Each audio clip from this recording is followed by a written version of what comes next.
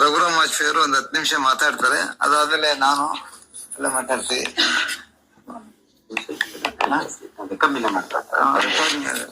ಮತ್ತು ಪ್ರಾಸ್ತಾವಿಕ ನುಡಿಯನ್ನ ನಾನೇ ಮಾಡ್ಬಿಡ್ತೀನಿ, ಅಂದ್ರೆ ನಮಗೆ ಗೊತ್ತಾಗ್ಲಿ ಅನ್ನೋ ದೃಷ್ಟಿಯಿಂದ ಮಾಡ್ತೀನಿ. ಎಲ್ಲರಿಗೂ ಕೊಡ್ತೀನಿ ಆಮೇಲೆ. ಅಲ್ಲ, ಇದು ನೋಡ್ತಾ ಕುಂತ್ಬಿಡ್ತಾರೆ ಅಂತ ಕೇಳಲ್ಲ ಭಾಷಣರು. ಆಗ ಈಗ ಇಟ್ಕೊಂಡ್ಬಿಟ್ರೆ ಇದನ್ನೇ ನೋಡ್ತಿರ್ತಾರೆ ಭಾಷಣ ಕೇಳೋದು. ವಿಡಿಯೋದಲ್ಲಿ ಮಾತಾಡಿ.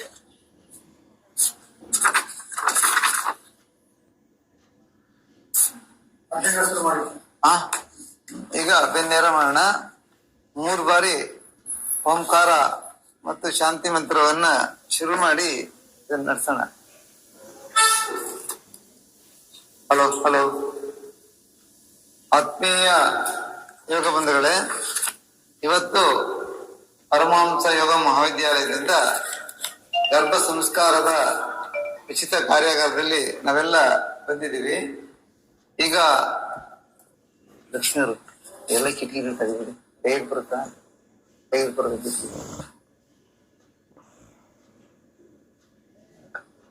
ಇದು ಯಾಕೋ ಹೋಗುತ್ತೆ. ಅದು ಬೇಕಿಲ್ವಾ ಅಂತ ಮೈಕ್ ಹಾಗೆ ಮಾತಾಡಿದ್ರೆ ಕೇಳಿಸುತ್ತೆ. ಮೈಕ್ ಆ ಮೈಕ್ ಹಾಕಿದಾರಲ್ಲ, ಕಾಲರ್ ಮೈಕ್. ಈಗ ಹೌದು, ಉತ್ತಮ ಸಂತಾನಕ್ಕೆ ಪ್ರಾಮಾಣಿಕ ಪ್ರಾಚೀನ ಗರ್ಭ ಸಂಸ್ಕಾರದ ಕುರಿತು ಒಂದು ಕಾರ್ಯಾಗಾರವನ್ನ ಮಾಡಿದ್ದೀವಿ. ಈ ಕಾರ್ಯಾಗಾರದಲ್ಲಿ ಸಂಪನ್ಮೂಲ ವ್ಯಕ್ತಿಗಳಾಗಿ ಇಲ್ಲಿ ನಮ್ಮ ವೇದಿಕೆ ಮೇಲೆ ಕುಂತಿರುವಂತಹವ್ರನ್ನ ಪರಿಚಯವನ್ನ ಮಾಡ್ಕೊಡ್ತೀನಿ.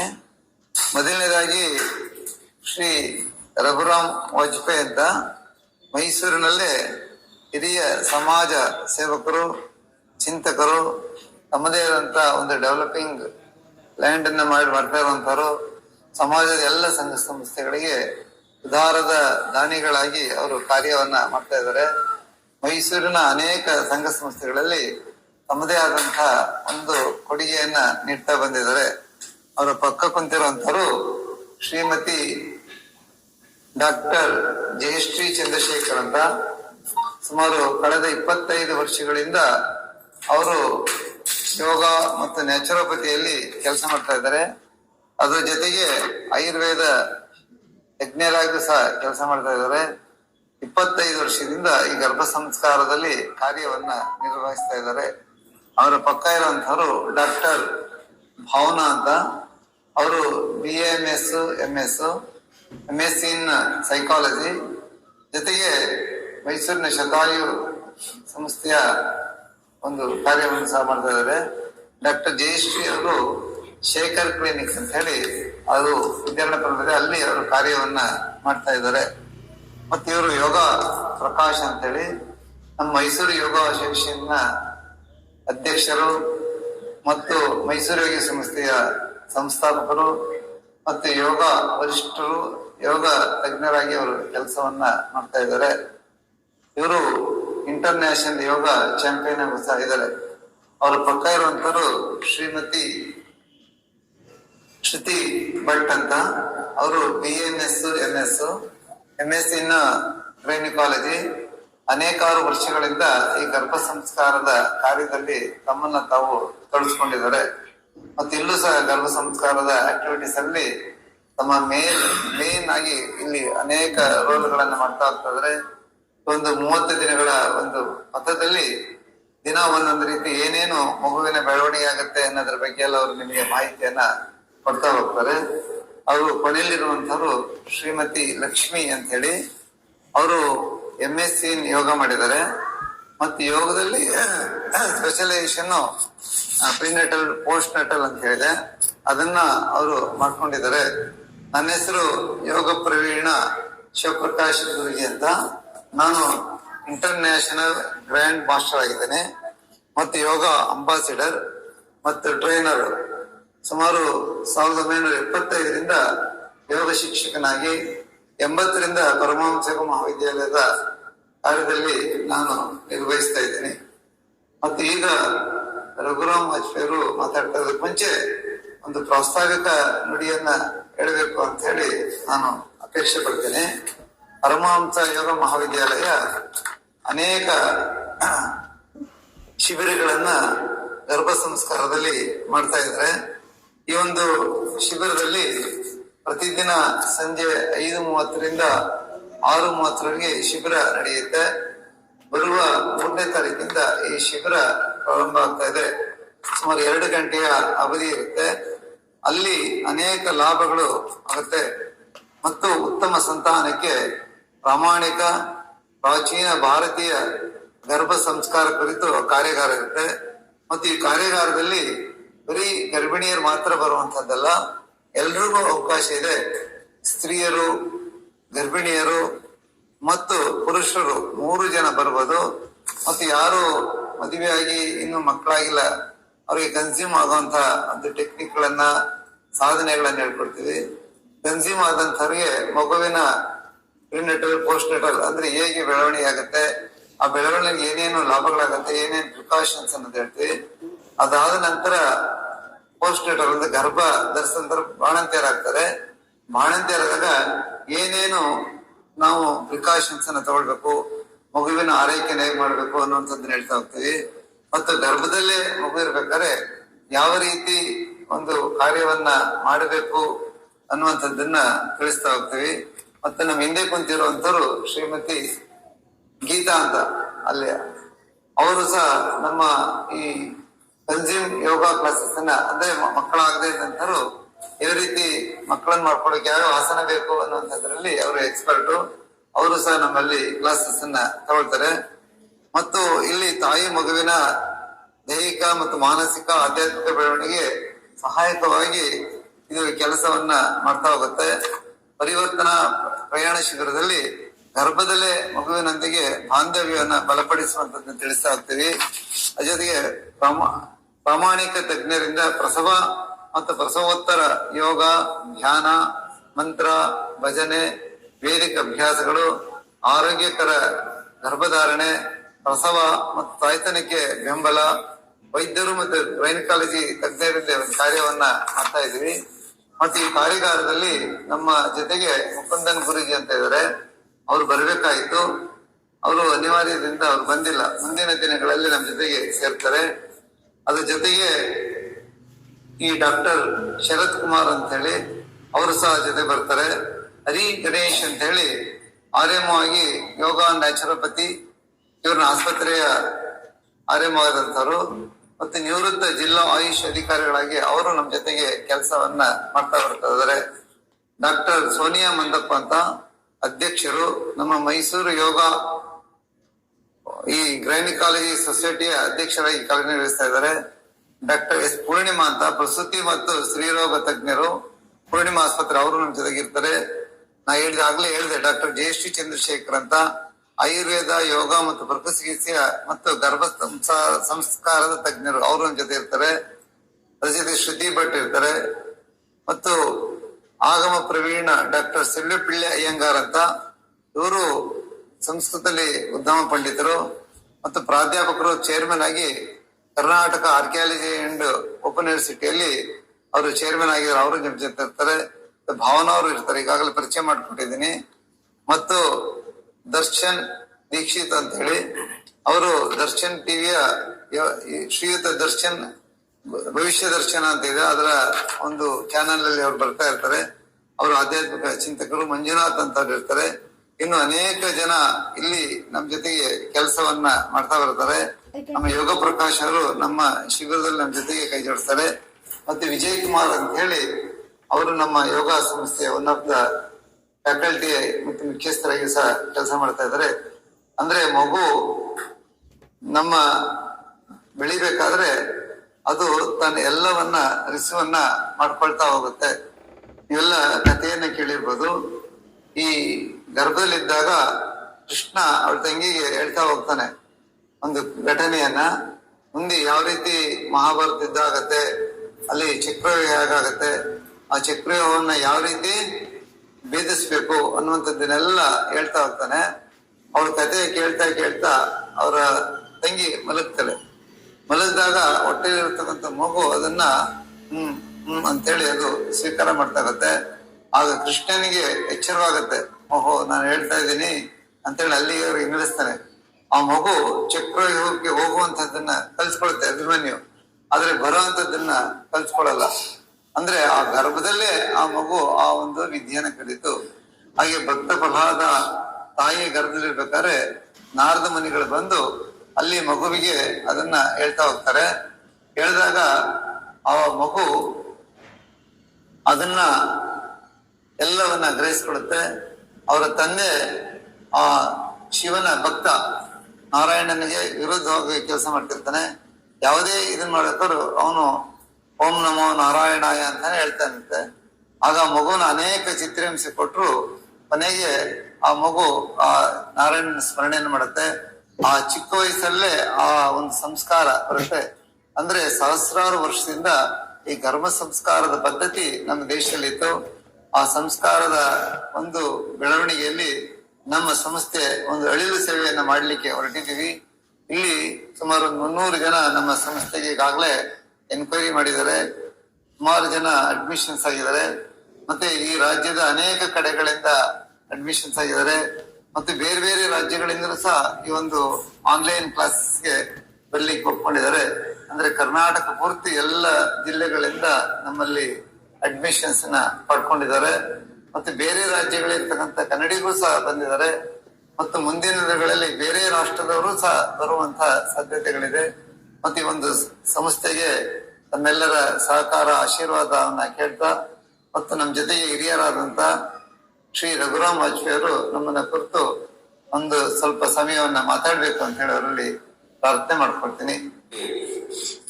ಗಣೇಶ ಶಾರದಾ ನಮಃ. ಆಷಾಢ ಮಾಸ ಬಹುಶಃ ನಮ್ಮ ಹಳೆ ಮೈಸೂರು ಸಂಸ್ಥಾನದಲ್ಲಿ ದೇವಿ ಆರಾಧನೆಗೆ ಬಹಳ ಪ್ರಶಸ್ತವಾದ ಮಾಸ ಅಂತ ಪರಿಗಣಿಸಲ್ಪಟ್ಟಿದೆ.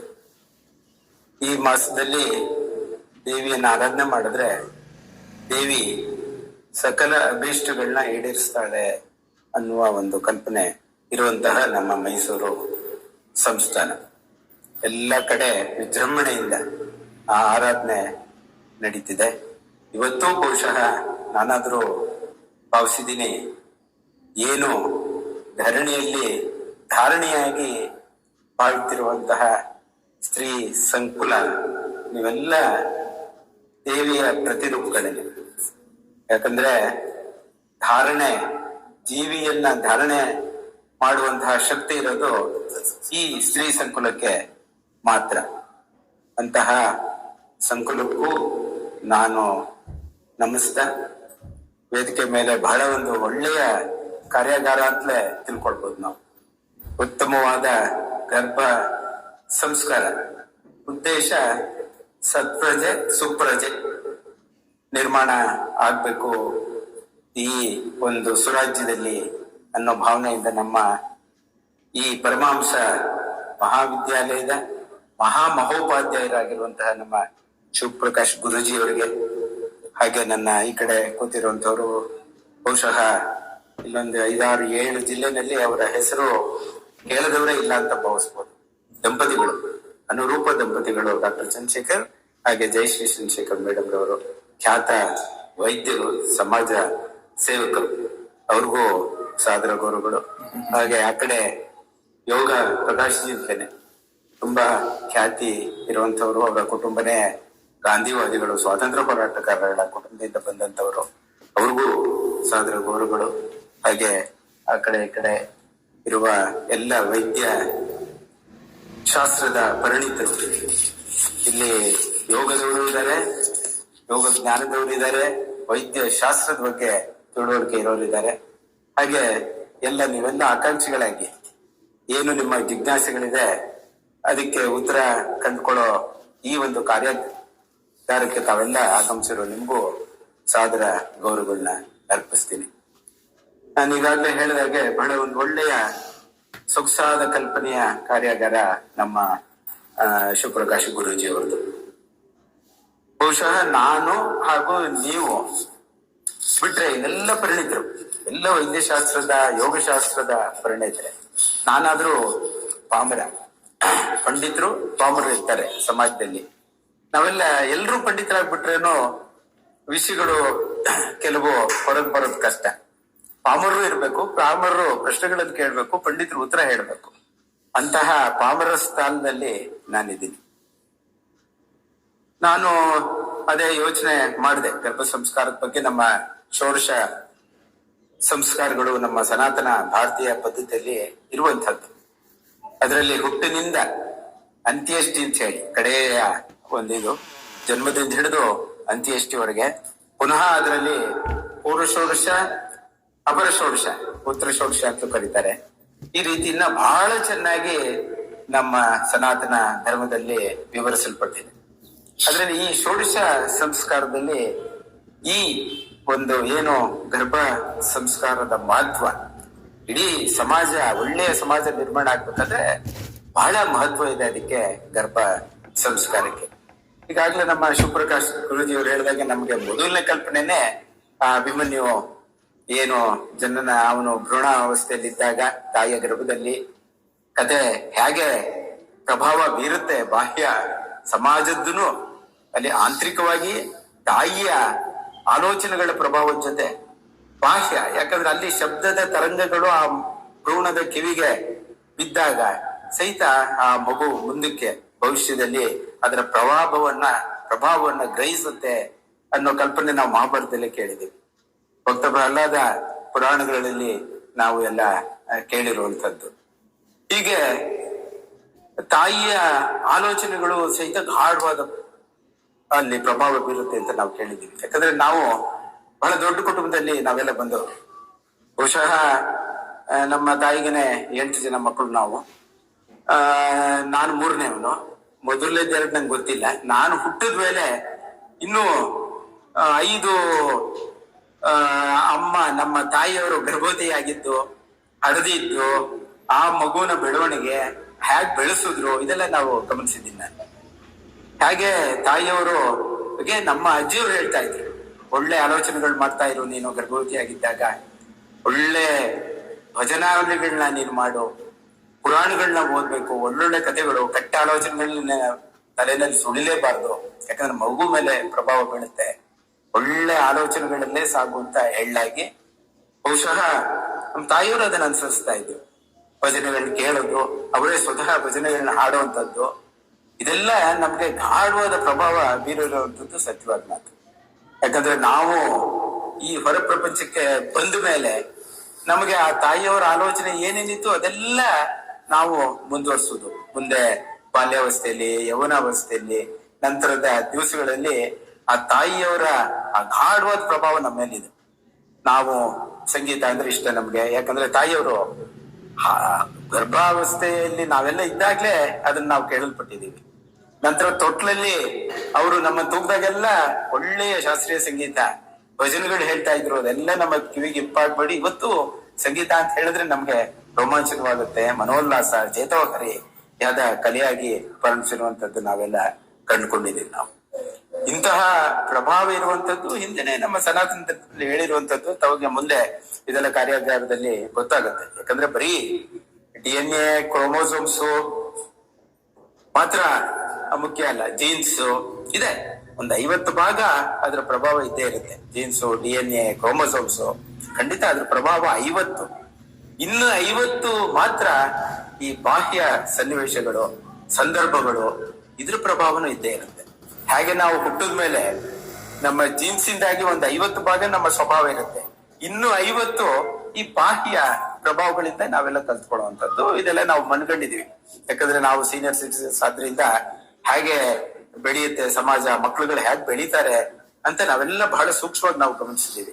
ಆಗ ನಾವು ಕಂಡುಕೊಂಡ ಸತ್ಯ 50 ಭಾಗ ಮಾತ್ರ ನಿಮ್ಮ ಜೀನ್ಸು, DNA, ಕ್ರೋಮೋಸೋಮ್ಸ್, ಇನ್ನ 50 ಬಾಹ್ಯ ಸನ್ನಿವೇಶಗಳು, ಸಹವಾಸಗಳು, ಹೊರಗಡೆಯ ಪ್ರಭಾವಗಳು, ಸಮಯ ಸಂದರ್ಭಗಳು, ಸಮಯೋಚಿತ ಒತ್ತಡಗಳು, ಇಂಥದ್ದೆಲ್ಲ ಪರಿಣಾಮಕಾರಿಯಾಗಿ ನಿಮ್ಮ ಜೀವನದ ಆಗು ಹೋಗುಗಳ ಮೇಲೆ, ಬದುಕು ಮೇಲೆ ಪರಿಣಾಮಕಾರಿಯಾಗಿ ಅದು ಪ್ರಭಾವ ಬೀರುತ್ತೆ ಅನ್ನೋದು ನಾವು ಕಂಡುಕೊಂಡ ಸತ್ಯ.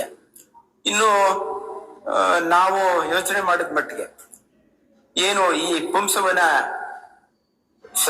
ಸಂಸ್ಕಾರ ಶಾಸ್ತ್ರ ಅನ್ನೋದು ಏನು ಮದುವೆ ಆದ್ಮೇಲೆ ಹಿಂದೆ ಮೊದಲನೇ ಕನ್ಸೆಪ್ಷನ್ ಆಗ್ಬೇಕಾದ್ರೆ ಅದಕ್ಕೊಂದು ದಿನಾಂಕ ಗೊತ್ತುಪಡಿಸ್ತಾ ಇದ್ರು.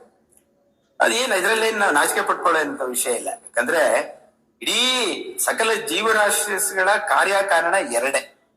ಅವನೊಬ್ಬ ಪೌರ ಕಾರ್ಮಿಕ ಆಗಿರ್ಲಿ, ಒಬ್ಬ ರಾಷ್ಟ್ರಪತಿ ಆಗಿರ್ಲಿ, ಒಬ್ಬ ಚೀಫ್ ಜಸ್ಟಿಸ್ ಆಗಿರ್ಲಿ, ಸಕಲ ಜೀವರಾಶಿಗಳದ್ದು ಒಂದು ಇರುವೆ ಇರ್ಬೋದು, ಒಂದು ಸಿಂಹ ಇರ್ಬೋದು, ಒಂದು ಆನೆ ಇರ್ಬೋದು, ಎಲ್ಲಾ ಕಾರ್ಯಕಾರಣಗಳು ಎರಡೇ.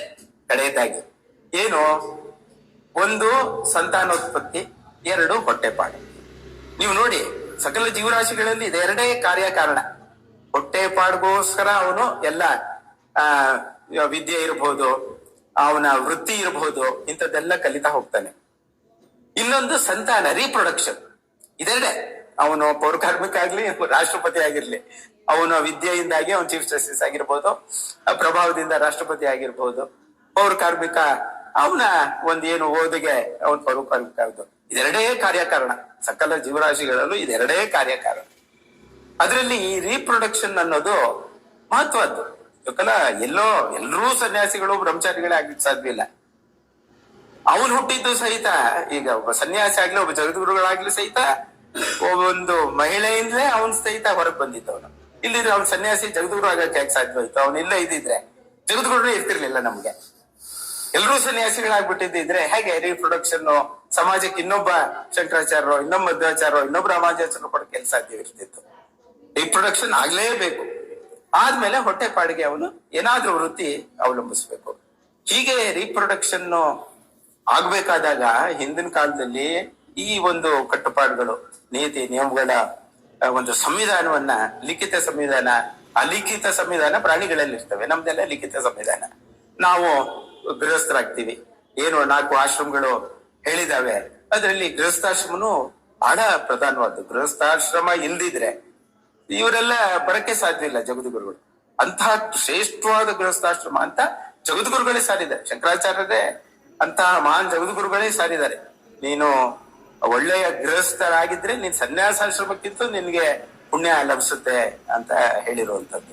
ಇಂತಹ ಗೃಹಸ್ಥ ಧರ್ಮ ನಾವು ಪಾಲಿಸ್ಕೊಂಡು ಏನು ಮದುವೆ ಆಗ್ತೀವಿ, ಆ ಮೊದಲನೇ ಕನ್ಸೆಪ್ಷನ್ ಸಹಿತ ದಿನಾಂಕ ನೋಡ್ತಾ ಇದ್ರು. ಅದೆಲ್ಲ ಗೊತ್ತಿರುವಂತವ್ರು ಎಲ್ಲ ನಮ್ಗೆ ತಿಳಿದಿರುವಂತದ್ದು.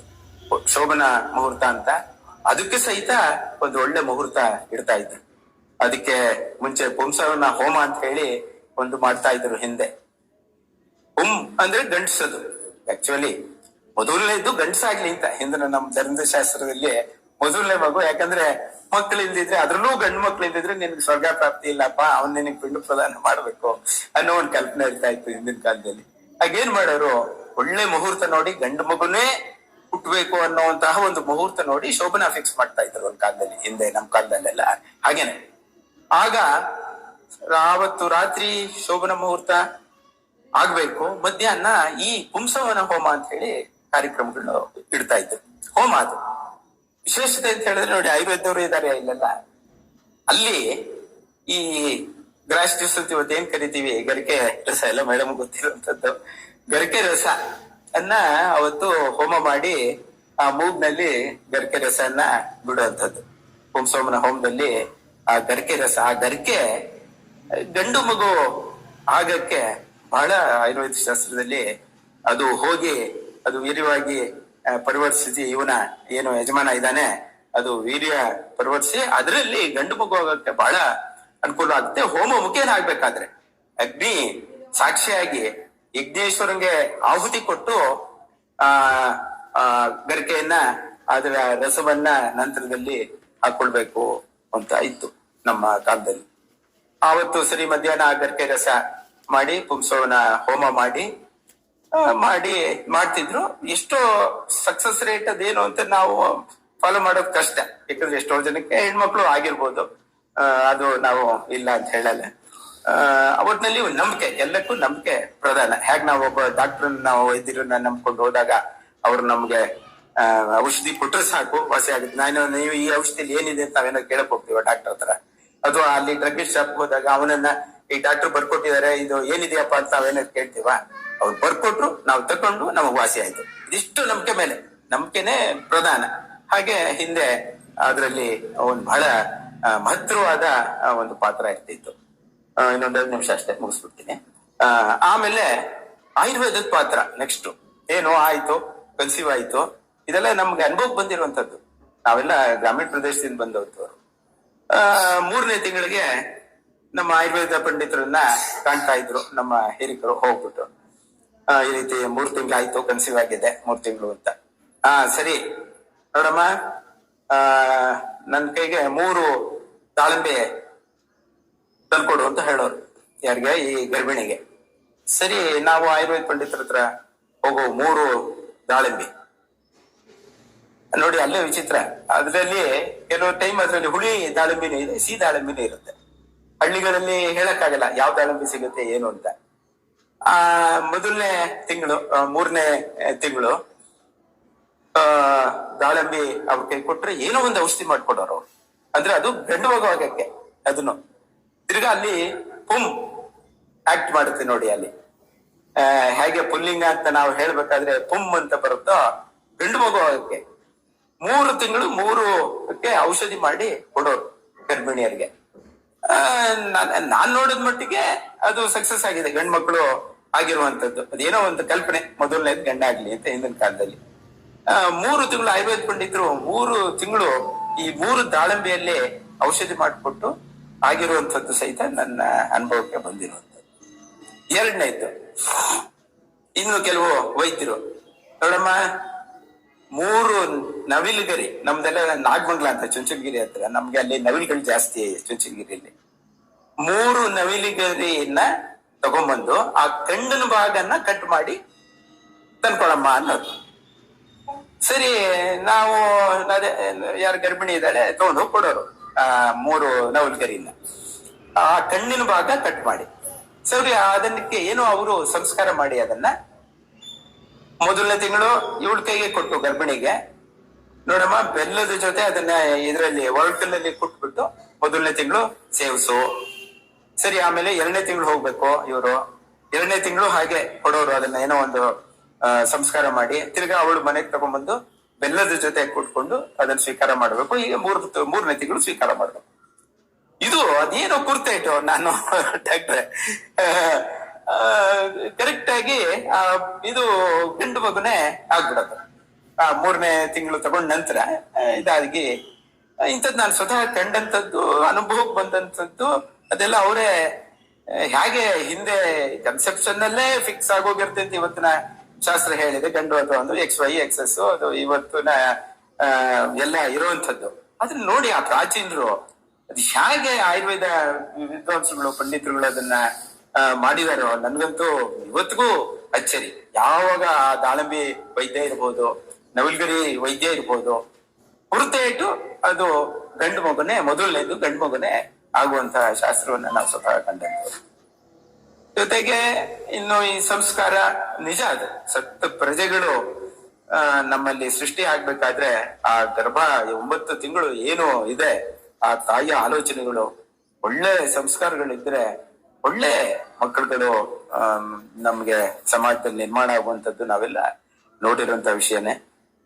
ನಮ್ಮ ಶಿವಪ್ರಕಾಶ್ ಗುರೂಜಿಯವರು ಒಂದು ಒಳ್ಳೆ ಕಾರ್ಯಾಗಾರ ಮಾಡ್ತಾ ಇದ್ದಾರೆ. ಯಾಕಂದ್ರೆ ಸತ್ಪ್ರಜೆಗಳು ಸುರಾಜ್ಯದಲ್ಲಿ ಸತ್ಪ್ರಜೆ ಸುಪ್ರಜೆಗಳಿದ್ರೆ ದೇಶ ಒಳ್ಳೆ ಚೆನ್ನಾಗಿ ನಿರ್ಮಾಣ ಆಗುವಂತದ್ದು ನಾವೆಲ್ಲ ಕಂಡಿರುವಂತ ವಿಷಯ.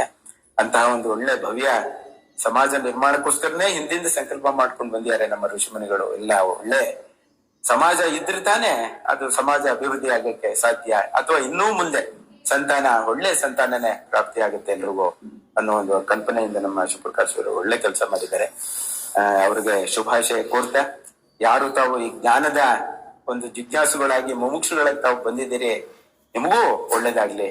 ಒಳ್ಳೆ ಭವಿಷ್ಯದಲ್ಲಿ ಎಲ್ರಿಗೂ ನೀವೇನೇನ್ ಅಪೇಕ್ಷೆ ಪಟ್ಟಿದ್ದೀರಿ ಅಂತಹ ಒಂದು ಸತ್ಪ್ರಜೆ ತಮ್ಮಲ್ಲಿ ಆವಿರ್ಭವಿಸ್ಲಿ ಅಂತ ನಾನಾದ್ರೂ ತಮ್ಮೆಲ್ಲರಿಗೂ ಆಶಿಸ್ತಾ ಮತ್ತೊಮ್ಮೆ ಶುಭಾಶಯಗಳು. ನಮಸ್ಕಾರ.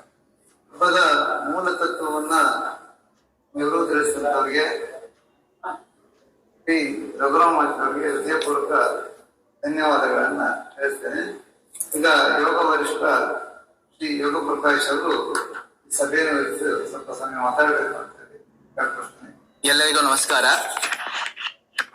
ಪ್ರಥಮವಾಗಿ ಧಾರ್ಮಿಕ ಚಿಂತಕರು, ಸಂಸ್ಕೃತಿಯ ಪೋಷಕರು ಆಗಿರುವ ನಮ್ಮ ಗುರುಗಳು ಆಗಿರುವ ಶ್ರೀಯುತ ರಘುರಾಮಯ್ಯ ವಾಜಪೇಯಿ ಅವರೇ, ನಿಮಗೆ ಹೃತ್ಪೂರ್ವಕ ನಮನಗಳು.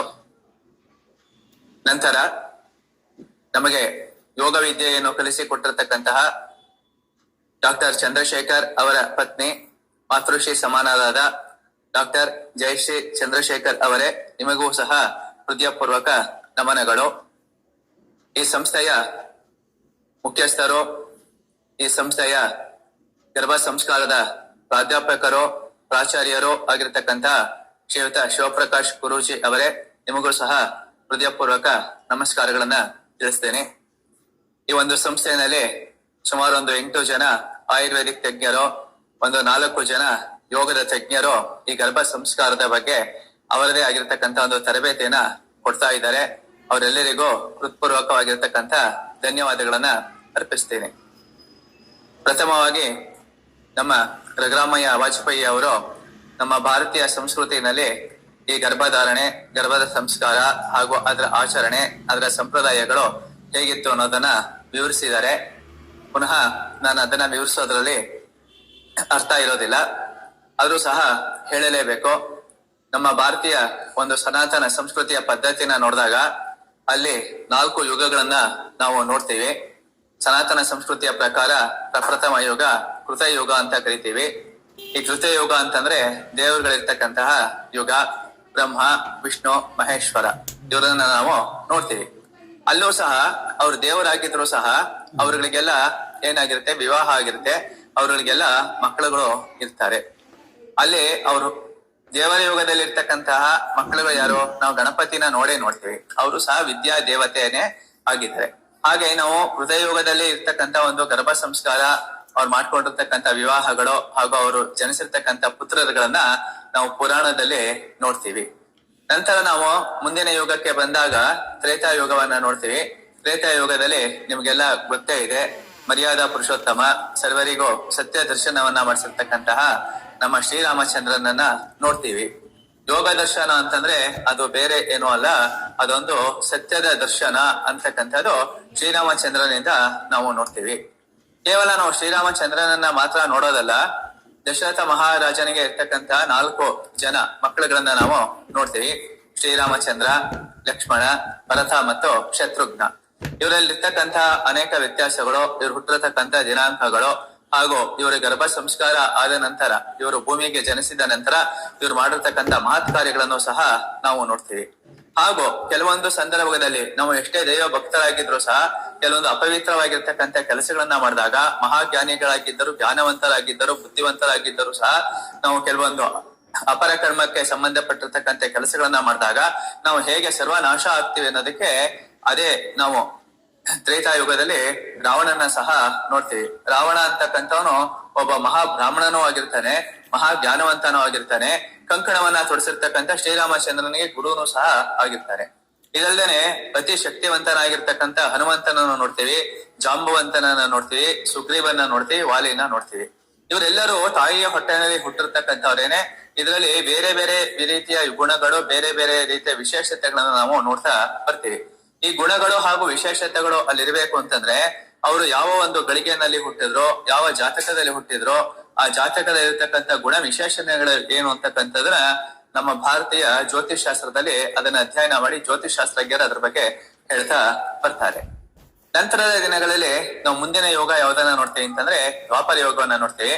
ದ್ವಾಪರ ಯೋಗದಲ್ಲಿ ಪ್ರಹ್ಲಾದನ ಬಗ್ಗೆನೇ ಇರ್ಬೋದು, ತಪ್ಪಿದ್ರೆ ಶ್ರೀಕೃಷ್ಣನ ಬಗ್ಗೆ ಇರ್ಬೋದು, ಹಾಗೂ ಅಭಿಮನ್ಯುವಿನ ಬಗ್ಗೆ ಇರ್ಬೋದು. ಗರ್ಭಾವಸ್ಥೆಯಲ್ಲಿ ಏನೇನಾಯ್ತು ಅನ್ನೋದನ್ನ ನಮ್ಮ ಶಿವಪ್ರಕಾಶ್ ಗುರೂಜಿ ಅವರು ತಿಳಿಸ್ಕೊಟ್ರು. ಬಹಳ ಸಂತೋಷ ಪಡ್ತಕ್ಕಂಥ ವಿಷಯ. ಆದ್ರೆ ಮಹಾಭಾರತ ಅಂತಕ್ಕಂಥ ಒಂದು ಕಥಾನಕವನ್ನ ನಾವು ತಗೊಂಡಾಗ ವೇದವ್ಯಾಸರು ಅಲ್ಲಿ ಬರೆದಿರ್ತಕ್ಕಂಥದ್ದು ಏನು ಅಂತಂದ್ರೆ ಪಾಂಡವರು ಮತ್ತು ಕೌರವರು ಮತ್ತು ಯಾದವರು ಪಾಂಡವರು ಕೌರವರು ಯಾದವರಲ್ಲಿರ್ತಕ್ಕಂಥ ಗುಣ ವಿಶೇಷತೆಗಳನ್ನ ನೋಡಿದಾಗ ಪಾಂಡವರೆಲ್ಲ ಸಜ್ಜನರಾಗಿರ್ತಾರೆ, ಕೌರವರೆಲ್ಲ ದುರ್ಜನರಾಗಿರ್ತಾರೆ. ಕೌರವರದು 100 ಸಂತಾನದಲ್ಲಿ ಇರ್ತಕ್ಕಂಥ ಜಾತಕಗಳು ಹಾಗೂ ಪಾಂಡವರಲ್ಲಿ ಇರ್ತಕ್ಕಂಥ 6 ಮಂದಿ ಅಂದ್ರೆ ಕರ್ಣನನ್ನು ಸೇರಿ 6 ಜನ, ಕರ್ಣ, ಧರ್ಮರಾಯ, ಭೀಮಸೇನ, ಅರ್ಜುನ, ನಕುಲ, ಸಹದೇವ ಇವರ ಜಾತಕಗಳನ್ನು ನಾವು ನೋಡ್ಬೇಕು. ಅವರ ಕರ್ಮದ ಫಲಗಳನ್ನು ಸಹ ನಾವು ನೋಡ್ಬೇಕು. ಹಾಗೆ ಎಷ್ಟೇ ಕಷ್ಟಗಳು ಬಂದ್ರು, ಎಷ್ಟೇ ತೊಂದರೆಗಳಿದ್ರು ಸಹ ಆಯ್ತೆ ಇಡೀ ಮಹಾಭಾರತವನ್ನ ನಡೆಸಿರ್ತಕ್ಕಂಥ ಶ್ರೀಕೃಷ್ಣನನ್ನ ಸಹ ನಾವು ನೋಡ್ಲೇಬೇಕು.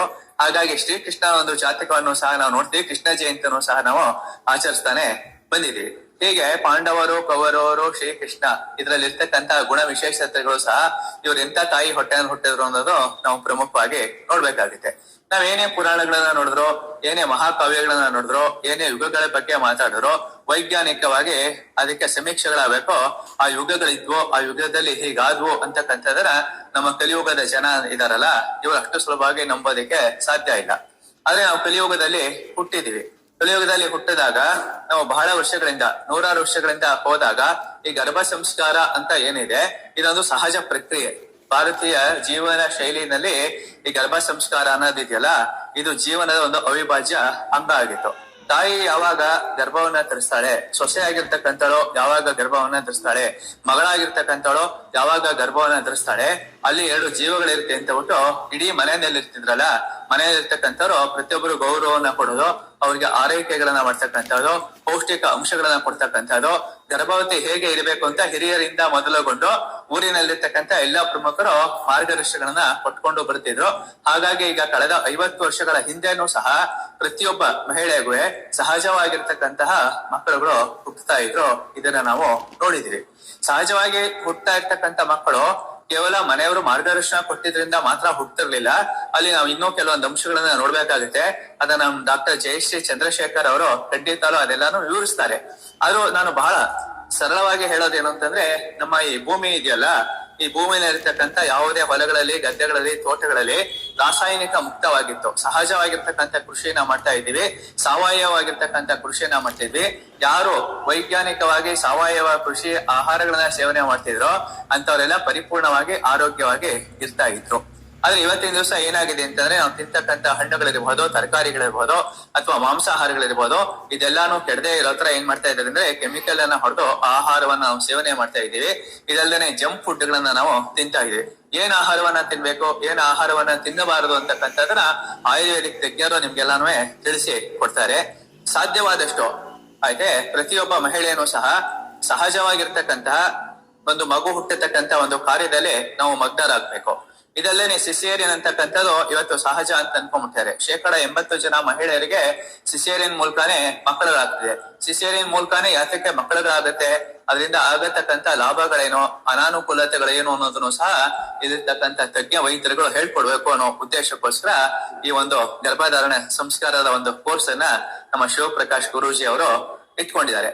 ಪ್ರತಿಯೊಬ್ಬರು ಸಹ ಆಯ್ತೆ ಇವ್ರೇನೊಂದು ಮಾರ್ಗದರ್ಶನಗಳನ್ನ ಕೊಡ್ತಾರೆ, ಆ ಮಾರ್ಗದರ್ಶನಗಳನ್ನ ತಗೊಳ್ಳೋದ್ರಿಂದ ಉತ್ತಮವಾಗಿರ್ತಕ್ಕಂಥ, ಸಂಸ್ಕಾರಯುತವಾಗಿರ್ತಕ್ಕಂಥ, ಸಾಂಪ್ರದಾಯಿಕವಾಗಿರ್ತಕ್ಕಂಥ ಆಯ್ತೆ ಮುಂದಿನ ಭಾರತದ ಪ್ರಜೆ ಏನೋ ನಾವು ಒಂದು ಪರಿಕಲ್ಪನೆಯನ್ನ ಇಟ್ಕೊಂಡಿರ್ತೀವಿ, ಕನಸನ್ನ ಇಟ್ಕೊಂಡಿರ್ತೀವಿ, ಅಂತ ಕನಸನ್ನ ಹುಟ್ಟತಕ್ಕಂಥ ಮಕ್ಕಳುಗಳು ಹುಟ್ಟತಕ್ಕಂಥ ಒಂದು ಕೋರ್ಸ್ ಅನ್ನ ನಮ್ಮ ಶಿವಪ್ರಕಾಶ್ ಗುರೂಜಿ ಅವರು ಒಂದು ನುರಿತ ತಜ್ಞರ ತಂಡದಲ್ಲಿ ಇದನ್ನ ಮಾಡ್ತಾರೆ. ಇದ್ರಲ್ಲಿ ಆಯುರ್ವೇದಿಕ್ ತಜ್ಞರು ಸಹ ಇದ್ದಾರೆ ಹಾಗೂ ಯೋಗ ತಜ್ಞರುಗಳು ಸಹ ಇದ್ದಾರೆ. ಅಂತಂದ್ರೆ ನಮ್ಮ ಭಾರತ ದೇಶ ಅಂತಕ್ಕಂಥದ್ದು ವಿಶ್ವ ಗುರುವಿನ ಸ್ಥಾನಕ್ಕೆ ಹೋಗ್ಬೇಕು ಅಂತಂದ್ರೆ ಉತ್ತಮ ಪ್ರಜೆಗಳನ್ನ ಪಡ್ಬೇಕು, ಉತ್ತಮವಾಗಿರ್ತಕ್ಕಂಥ ಗರ್ಭ ಸಂಸ್ಕಾರಗಳಾಗಬೇಕು. ಪ್ರಸವ ಪೂರ್ವ ಹಾಗೂ ಪ್ರಸವ ಅವಸ್ಥೆ, ಪ್ರಸವದ ನಂತರ ಆಯ್ತೆ ತಾಯಿ ಆಗಿರ್ತಕ್ಕಂಥವ್ರು, ಮಗು ಆಗಿರ್ತಕ್ಕಂಥವ್ರು ಏನೋ ಒಂದು ಸಂಸ್ಕೃತಿಯನ್ನ ಕಲಿಬೇಕು, ನಮ್ಮ ಭಾರತೀಯತೆಯನ್ನ ಏನು ಕಲಿಬೇಕು ಅನ್ನೋದನ್ನ ಹೇಳ್ಕೊಡ್ತಕ್ಕಂಥ ಅತ್ಯಂತ ಉತ್ತಮವಾಗಿರ್ತಕ್ಕಂಥ ಒಂದು ತರಬೇತಿ ಇದಾಗಿರುತ್ತೆ. ಇದರಿಂದ ಏನಾಗುತ್ತೆ ಅಂದ್ರೆ ಮುಂದಿನ ದಿನಗಳಲ್ಲಿ ನಮ್ಮ ಈ ಭಾರತ ದೇಶ ಇದೆಯಲ್ಲ, ಇದು ವಿಶ್ವ ಗುರುವಿನ ಸ್ಥಾನಕ್ಕೆ ಹೋಗುತ್ತೆ. ಆ ಒಂದು ನಿಟ್ಟಿನಲ್ಲಿ ಕೆಲಸ ಮಾಡ್ತಾ ಇರ್ತಕ್ಕಂಥ ಪರಮಹಂಸ ಮಹಾಯೋಗ ವಿದ್ಯಾಲಯಕ್ಕೆ ಹಾಗೂ ಇಲ್ಲಿ ಇರ್ತಕ್ಕಂಥ ನುರಿತ ಯೋಗ ಹಾಗೂ ಆಯುರ್ವೇದಿಕ್ ತಂತ್ರಜ್ಞರಿಗೆ, ಇದಲ್ಲದೆ ಇಲ್ಲಿರ್ತಕ್ಕಂಥ ಪ್ರೇಕ್ಷಕ ಅಭಿಮಾನಿ ವರ್ಗದವರಿಗೆ, ಈ ತರಬೇತಿಗೆ ಸೇರಿರ್ತಕ್ಕಂಥ ಶಿಬಿರಾರ್ಥಿಗಳಿಗೆ ಪ್ರತಿಯೊಬ್ಬರಿಗೂ ಒಳ್ಳೆಯದಾಗಲಿ. ಹರಿ ಓಂ. ನಿಮ್ಮವನೇ ಆದ ಯೋಗ ಪ್ರಕಾಶ್. ಈ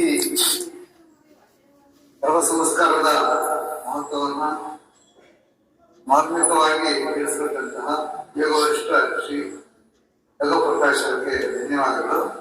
ಈಗ ಶ್ರೀಮತಿ ಡಾಕ್ಟರ್ ಭಾವನಾ ಅವರು ಸದೈವ ಉದ್ದೇಶದಿಂದ 5 ನಿಮಿಷ ಮಾತಾಡಬೇಕು ಅಂತ ಹೇಳಿ ಹೇಳ್ಕೊಡ್ತೀನಿ. ನಿಮ್ಮಲ್ಲಿರುವಂತ ಎಲ್ಲ ಹಿರಿಯರಿಗೆ ನನ್ನ ನಮಸ್ಕಾರ ಹಾಗೂ ನಿಮ್ಮೆಲ್ಲರಿಗೂ ನನ್ನ ನಮಸ್ಕಾರ. ಇಷ್ಟೊತ್ತು ಗುರುಗಳಾಗ್ಬೋದು, ಪ್ರಕಾಶ್ ಸರ್ ಆಗ್ಬೋದು ಹೇಳಿರುವಂತ ಮಾತುಗಳನ್ನ ಕೇಳಿದಿರ. ಎಲ್ಲರೂ ಇವ್ರುಗಳು ಹೇಳಿದ ಮಾತಿನಲ್ಲಿ ನಿಮ್ಗೆ ಒಂದು ಮಗುವಿನ ಜನನ ಹೇಗಿರ್ಬೇಕು ಅನ್ನೋದು ನಿಮ್ಗೊಂದು ಐಡಿಯಾ ಇವಾಗ ಅವ್ರು ಕೊಟ್ಟಿದ್ದಾರೆ.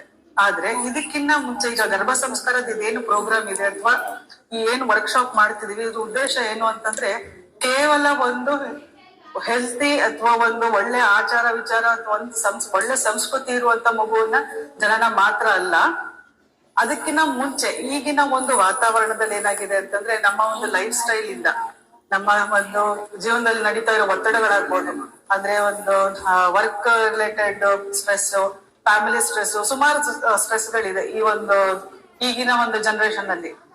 ಜೊತೆಗೆ ಗುರುಗಳು ಹೇಳ್ದಂಗೆ ಮುಂಚೆ ಎಲ್ಲ ಈ ಶೋಭನಕ್ಕೆ ಅಂತ ಒಂದು ಮುಹೂರ್ತ ಇಡ್ತಿದ್ರು. ಈಗ ಹೆಂಗ್ ಹೇಳ್ತಿದ್ರು ಅಂತಂದ್ರೆ ದಾರಾ ಮುಹೂರ್ತಕ್ಕಿಂತ ಶೋಭನ ಮುಹೂರ್ತ ಮೇನ್, ಫಸ್ಟ್ ಅದು ಫಿಕ್ಸ್ ಆದ್ರೆ ದಾರಾ ಮುಹೂರ್ತ ನಡೆಯುತ್ತೆ, ಹೆಂಗಿದ್ರು ನಡೆಯುತ್ತೆ ಅನ್ನೋ ಟೈಪ್ ಅಲ್ಲಿ. ಯಾಕೆ ಅಷ್ಟು ಅದನ್ನ ಒಂದು ಪ್ರಾಮುಖ್ಯತೆ ಕೊಡ್ತಿದ್ರು ಶೋಭನ ಮುಹೂರ್ತಕ್ಕೆ ಅಂತಂದ್ರೆ ಆ ಮುಹೂರ್ತದಲ್ಲಿ ಒಂದು ನಮ್ಮ ಒಂದು ಮನೋಭಾವನೆ ಏನಿರುತ್ತೆ ಅದು ಚೇಂಜ್ ಆಗ್ಬೇಕು. ಯಾಕೆ ಅಂತಂದ್ರೆ ಈ ಗರ್ಭದಾನ ಅನ್ನೋದು ಒಂದು ಸಂಸ್ಕಾರ, ಮತ್ತೆ ಅದು ಒಂದು ರಿಚುವಲ್, ಸೇಕ್ರೆಡ್ ರಿಚುವಲ್ ಅದು. ಸೊ ಇವಾಗ ಏನಾಗಿದೆ, ಅದಿಲ್ವೇ ಇಲ್ಲ, ಅದು ಆ ಸೇಕ್ರೆಡಿಟಿ ಇಲ್ವೇ ಇಲ್ಲ.